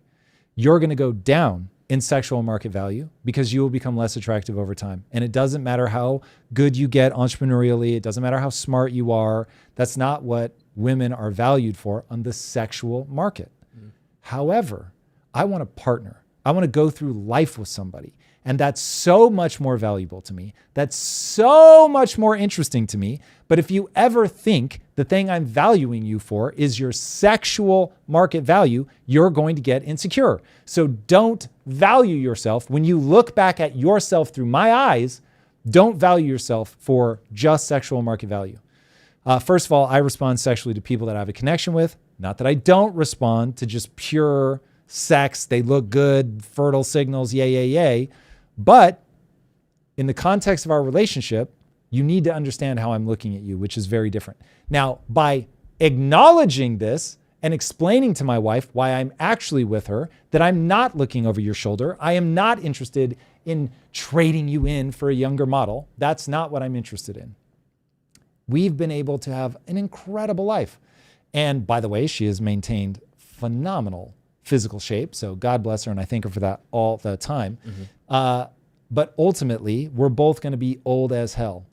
And it just is what it is. Now, I need to know she'll love me even if I'm broke. And if I didn't believe that, then I would be just as insecure as she would be if she didn't believe that I would love her when she's old. So, but nobody should be surprised. Nobody should think a man is a pig if he finds a 22-year-old woman attractive when he's 60. He's going to. It just is what it is. Now, if he's pursuing them, I get why that gets weird. I have to admit, I would find that super weird. I'd find it super awkward. But because it's like, listen, when you're in your 20s, your skin is tight. You look good. When you start pushing 60, baby, it just isn't. And so there is a certain trade-off there that does not sound fun for me. Now, as I have confessed before, my grandpa was in his 60s when he married my 20-something grandmother. So, hey, apparently it does run in the family. But. Sheesh. All right, this release has... So I think somebody said she won't, Tom, meaning Lisa won't love me if I was broke. Here's the bad news. My wife spent 10 years with me when I was broke. Loved the shit out of me. So I don't buy it. My wife was the one that told me, you need to stop working so hard because it's damaging our marriage. I want you to go. We were going to move to a small town and I was just going to write. So my wife's put her money where her mouth is. She has earned my belief. I will just say that. OpenAI released Sora 2, and the internet hasn't stopped reacting from it. So for those that haven't seen it, this is their new image generation model. What was possible with moving images. Today, we're announcing... Wait. Everything you're seeing, pull your phone out. Look at your phone. Everything you're seeing right now is made with AI. The image you're looking at right now was made with AI. His voice. Like 1, 2, 3, go. No, his voice is AI. This is AI. You are not about to see anything or hear anything that isn't AI generated. Dude, this is... I will make predictions sometimes that even I'm like, God, is it really going to happen? This is what I knew was coming. Yeah. Almost 3 years ago. And I was like, guys, don't be confused by what you see now. This is going to become indistinguishable from real life. We're not quite indistinguishable from real life. You can still hear it. But if you said that was film footage, I'd be like, of course it is. Yes. That is indistinguishable. I literally thought it was going to be like a 1, 2, 3. Correct. Now it's AI Correct. thing. Correct. I didn't realize even this. Nope. Was, so I got fooled. Here we go. The Sora app, powered by the all-new Sora 2. Dude, that looks like a video game for anybody not looking. Powerful imagination engine ever built. Yes, correct. This is insane. And it's packed with new features. It's I'll pass it to Bill for more details. Unicorns on the moon, by the way. And the dust is kicking up as you'd expect. And I love how they focus on real life examples. With sound. Like actual video. Yeah. Not animation, not... Oh, they'll get there. And I have some clips of anime. That anime is way harder to do than real life, and they've Sora nailed 2 it. is also the state-of-the-art for motion, Bro, look at physics this. IQ, Come on. and body mechanics, marking a giant leap Pause, forward pause, in pause, realism. pause. The thing everyone needs to be paying attention to, not just the visual quality, because we've been able to do visual fidelity like VO3 is dope. Watch how accurate to physics it is. So it understands, oh, if you've got a snowmobile going across ice, it's going to kick up some ice behind it, which you will see. They do some water simulation. I don't know if it's all in this video, but so many videos have gone around. There's one of Attack on Titan where a Titan reaches out and grabs the wall and like crushes it, and it crushes where his finger actually hits it. There's one of like an ocean where the surf meets a big rock, but the rock has a hole in it, and the water actually punches through the hole and reacts the way it would react in real life if there was a hole there. So that meant that the generation it created understood this is a hole and this is how water would react to a hole when it's got this kind of velocity from a wave. Dude, there's, again, if they don't show up in this video, there's another one of a gymnast, and it doesn't do all the weird like stuff that it has done historically because it understands how a body moves through space. Okay, anyway. Let's watch. Crazy. Look at that. Look at how the light affects it. Jesus. Yep, it now understands how the dress would twirl. It understands how her body would move. Oh my God. And we're introducing Cameo, giving you the power to step into any world or scene and Bro, letting your come friends on. cast you in theirs. Here, look. You see that hole at the bottom of the rock and the water shoots out differently? Jesus. On the path to AGI, the gains aren't just about productivity. It's about creating new possibilities. It's also about creativity and joy. 1, 2, 3, 4. Okay. When they start, this is claymation. When they start getting into the, this is so wild. Look at the water, man. Look at the water. Look how realistic that is. Now, look, the stuff still isn't perfect. There are certain things that are like just enough off. But remember, it will never be this bad again. Yeah. It will never be this bad again. Let that sink in. It only gets better. And what is crazy to me, Drew, is that people will still clown on this and be like, oh, bro, you can still see, la, la, la. Like, it's the rate of improvement that needs to freak people out. Less than 3 years ago, this was Will Smith eating the spaghetti and it was like all over behind his head. Less than 3 years. So what happens now 3 years from now? Dude, this is wild. Okay. Stop. Everybody that you need to understand this as you watch the next clip. Making things that are photorealistic look right is the easy part. So Ooh. making something look photorealistic, nope, way easier. Because you have so much training data. Got it. People are uploading photorealistic content in the millions of hours every day. Yeah. So you just train the models endlessly, just chunking through all of that. To get an animated series, I mean, you're going to get 1,000 hours a year. So millions of hours a day versus 1,000 hours a year. Mm-hmm. The difference is so massive that I was like, is AI ever going to have enough data? Yeah. Like I wasn't sure. I wasn't sure that there are enough patterns because there's so many different styles. Mm-hmm. And so they have done something to the algorithm's ability to learn between Sora 1 and 2, because this isn't, they now have more things to train on. They're, in the last 3 years, you've maybe gotten 6,000 additional hours. That's nothing. I mean, that's like the world's most ridiculously small rounding error, but they have found a way to make the algorithm more effective. So, okay, with all of that preamble, now watch how good this anime. This is all AI. You're wide open!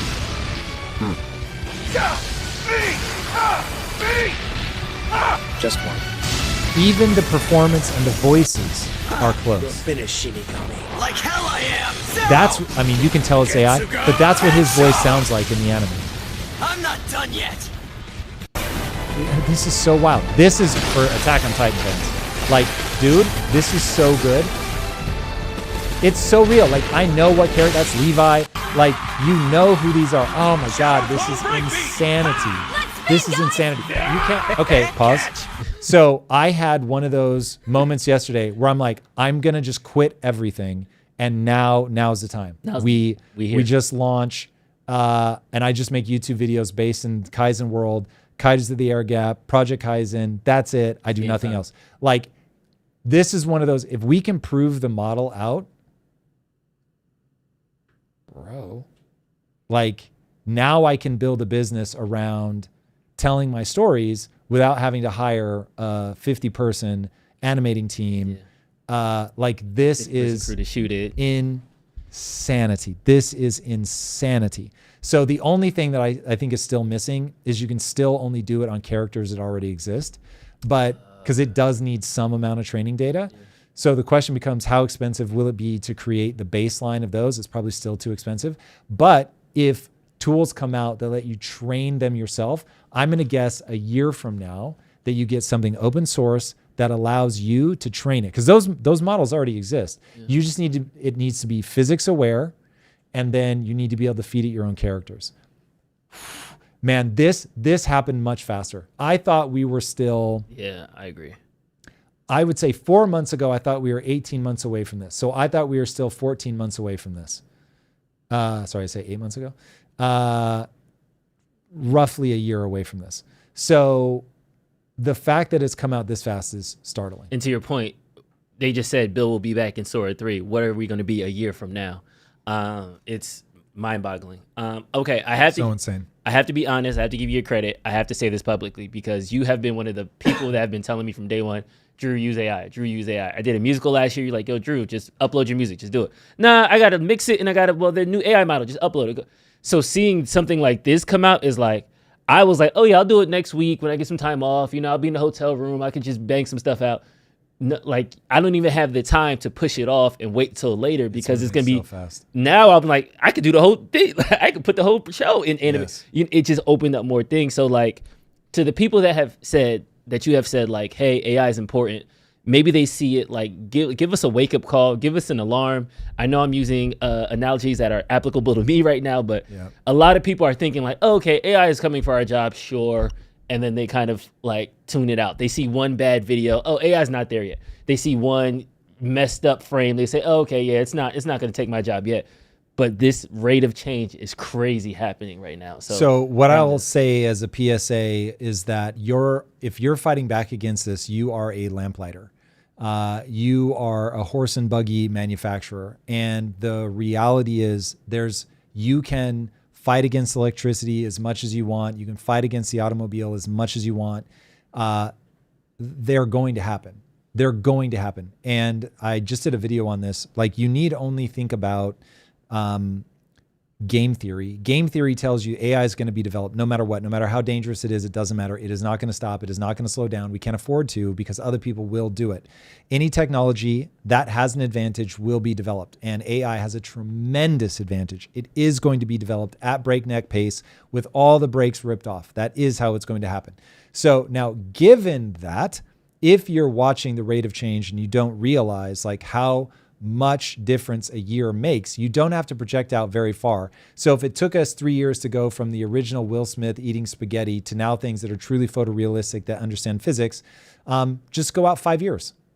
In 5 years, every single piece of content is made with AI. Now, it still may be made by humans, not saying that this will be like slop farms just over generating things that don't matter, but those are going to be the tools. No one's going to deal with working with real actors. No one's going to deal with grips and electricians and all that. You're just going to go in, use the tools, which within 5 years, 100%, you'll have this level of control. You create all the characters, you'll give them a backstory that you'll work with AI to write.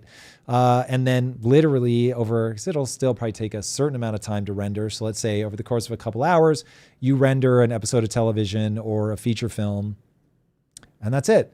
And algorithms will be used to bring the best content to the surface. Don't worry, in terms of it's not all just going to be slop.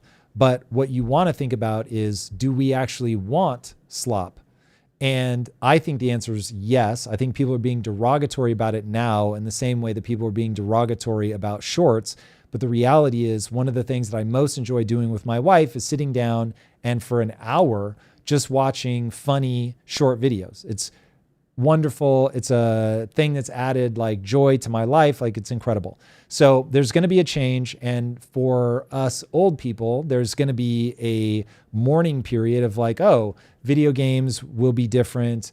Entertainment will be different. But it is all going to happen. And so my advice to you is to learn how to use it, to fall in love with it as an art form, not just be the old get off my grass fuddy-duddy, but like actually find a way to engage with it and to enjoy it. And then the stuff that you already love, there'll be some sort of niche place for it.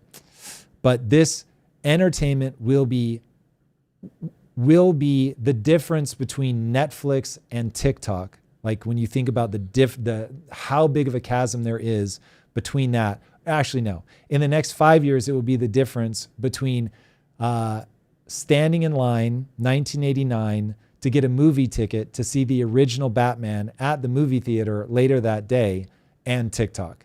That will be what's going to happen in the next 5 years. So it will radically transform. So just brace yourself for that. Sheesh. And we already have that. There's that Netflix and Amazon backed startup that is already doing user generated prompts that make your own TV shows and things like that. So all the vibe stuff. Yeah. And look, that's the slop, but it'll start there. It'll get better. More and more tools will be made that will give people control, and you'll be able to build all the things that you've ever wanted to build. And for people that really take it seriously, it'll be the most extraordinary experience of your life if you're a creative. So, building Kaizen before AI sucked. It's so much more fun now. We can do so much more with less. It's unlocked a lot more creativity. Doing comic books before AI sucked. It was so much more expensive, so much more time consuming, so much more compromise. Like, it's not fun. It's not as fun. And so this stuff is really going to unleash creativity. Now, it's also going to shape the way that people consume the media. And that's the part where if you're old, it doesn't feel good because it changes. And it's like, well, that's not how we used to do it. And there is some of that. I am mourning the death of like PC and console gaming. That makes me sad that things are moving to the phone. But I'll fall in love. I will find a way to fall in love with where the medium is going, and then find a way to create within it that's like, oh, this is rad. And there's always a way to make the coolest thing ever. But the world is never static. So don't long for a static world. You're never going to get it. Okay, I understand the fundamental, like, yes, you're dealing with change. I get that. But what this has done for me is me being a writer. I came to LA to write. I really love movies. I want to write a movie. Seeing something like this happen, it fundamentally changes my motivations, my go-tos, how I'm going to approach my job, things like that. And that's something that's happening right now in 2 years. Let's extrapolate that 10 years from now, when we have robots so advanced that they can then fix other robots, we really won't need humans. Like, at all. Yeah. And at first it was like, okay, it'll be an integrated society and we'll be fixing the robots and the robots will be fixing everything else. But then eventually they're going to come a time where, like, all right, I know how to do that. Thank you. And they could just turn their head over and juxtapose themselves and just, they don't need us at all anymore. And then what society becomes now from there, it's wild. It's scary in that way. Yes. So there are two paths before you. Path number one is 1984, AI-driven totalitarian states that have you under your thumb and you do exactly what you're told, and basically everybody's life is controlled by an algorithm. And I'll throw into that the Terminator scenario. It breaks bad and they just take over everything. And okay, so that's one path. The other path is a brave new world, which is life is so easy. Everybody has everything they've ever wanted, and so they just do drugs. That's the world I'm expecting. And in that world, life will be so miserable, you will get mouse utopia. And so the only way is to create simulated worlds, or enough people will go to Mars just because it's life on hard. But you're either going to go to Mars, and if life gets easy like that, millions and millions of people will go to Mars. Or you'll enter into simulated worlds. And so you'll live effectively inside the simulated world, and you will only come out to meet the biological needs of your body. And Otherwise, you're in the simulated world. You carry that out long enough, and it's truly the Matrix. I feel like you just told me I'm either going to get punched in the face or punched in the nuts. So it's like... Yeah. Well, so I think that there is... Exactly. Like I'm either a drug addict or I'm a slave. Like what? Well, you're not a slave in the simulated world. No, but I'm talking about the drug addict and like I'm chasing just dopamine hit after dopamine in some simulated world. Think about that in a far darker way, because that's really about manipulating people to keep them calm through drugs. So that is a horrific outcome. Gotcha. Now, in that world, the drug becomes far more subtle, and it's not like people on fentanyl like doubled over. Gotcha. It's just a thing you take that makes everything feel okay. Gotcha. Okay. And so, maybe a little bit too much of a precursor to like SSRIs, but like imagine if they work perfectly. And so everyone's just sort of comfortably numb. Yeah. So I think that there is an exciting future to be had where people literally are exploring the most incredible worlds ever. They're just virtual. And then Vero Smitty said they'll need humans to buy and consume. But No, they won't. That's what I'm saying. That is somebody who's not thought through how economics works. I don't even think Here's the problem. People don't think up from literal first principles. Remember, first principle starts at physics. Why are things expensive? If you can answer that question, you begin to understand what the future actually looks like. Things are expensive because people refuse to do things for free. Because people refuse to do things for free, we have to come up with some mechanism by which I pay you to go mine the ore to make the thing. Or I pay you to go fish to bring back more fish than you can eat so that I don't have to go fish. And so we do all of that because we're trying to stay safe, we're trying to stay warm, we're trying to create free time, things like that. So we have all these drives, whether they are survival needs or psychological needs, we have these drives, and we are going to do the things we need to do to meet them. We very rapidly realize specialization is the way to do this, that barter is like very difficult to do right. So we abstract it to money, then money becomes an exchange for time. Okay, cool, got it. So that's how all of this works. That's how you get the things you want. Now, what happens when things will work for free? Well, Tom, what would you get to work for free? I would get a robot to work for free. How can a robot afford to work for free? Even it needs energy. Correct. But if I drive energy needs or energy costs to zero, now all of a sudden I have a thing that has no need for economics, because there's basically nothing that's scarce unless we artificially make it scarce. So I've got a thing that's willing to work for free, that eats energy. We've made energy free. And so now all of a sudden it's like, yeah, what would you like? You wanted to go mine ore, you wanted to assemble things, whatever. And so you really do get into a post-economy world. Now, in a post-economy world, we're wired for an economy. We're not wired for money. We're wired for an economy of specialization, of trade. And so once that goes away, I think people are really going to have a hard time. If things aren't difficult and they can't work to like amass or to win, it's like you're going to have to give them something that allows them to work hard, to make progress, to gain skills that allow them to make progress towards an honorable goal. If you don't do that, everyone, it's Mouse Utopia. It ends bad in just bloodshed everywhere. I mean, Tom, if I was somebody that needed help leveraging AI, I wish there was somewhere I can go. Don't we all? Don't we all, Drew? I wish there was something that I could Drew's do transition tomorrow. Yeah, so look, here's the thing. I'm at least very consistent in terms of what I'm building towards. So at least for now, I believe that entrepreneurship it's who generates all the tax money. And I also think that AI is going to force people to try entrepreneurship because they're going to be out of a job. And so they're going to be forced to essentially embrace it. So I don't think people should be fearful. So we launched something called Zero to Founder. For anybody that wants to start their first company, we're going to be walking people through how to do AI for business. So whether that's AI to launch your first business or AI to make your current business more robust. And so that's happening tomorrow. At what time? 1 p.m. Tomorrow, 1 p.m. So I'm going to be you're going to want to be there because we give things away for free to the people that show up. So don't miss it. These are tools that you can go use immediately to start your own company. We're just going to give it to you. And we'll also show you how to use it. So it's been a hugely successful class that we do. So don't miss it. We don't do them very often. So make sure that you show up. We've got one tomorrow, 1 p.m. Pacific time, Zero to Founder, teaching you guys how to use AI for business. Do not sleep on this. Do not miss it. You are going to get something free for showing up. And like I said, this has been a banger. People have gotten so much out of this. People sign up like crazy after we do these classes. So we know people are getting value out of this. You don't have to sign up for the class. You don't have to sign up for Zero to Founder. You just need to sign up for this class. It is free, 100% free, free. You get the thing for free. So join me, won't you? Tomorrow, 1 p.m., Zero to Founder, AI for business. All right. Hopefully I will see you guys there. Link is in the description, right at the very, very tippy top. Yes, indeed. All right, everybody. We are at the end. Make sure you clown on Drew extra hard for apparently sleeping through his alarm or not setting his alarm. How dare he? Shout out to my boys who were here on time. You know, I love you guys. Well played.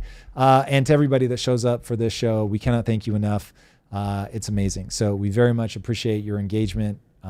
It's incredible. The future is bright, but it's not going to happen by accident. And by the way, thank you guys so much for watching the deep dives that continue to routinely hit 1 out of 10 for us, which is phenomenal. I could not be more grateful for you guys engaging with that. I'm trying to make them about the most important things happening in the world today.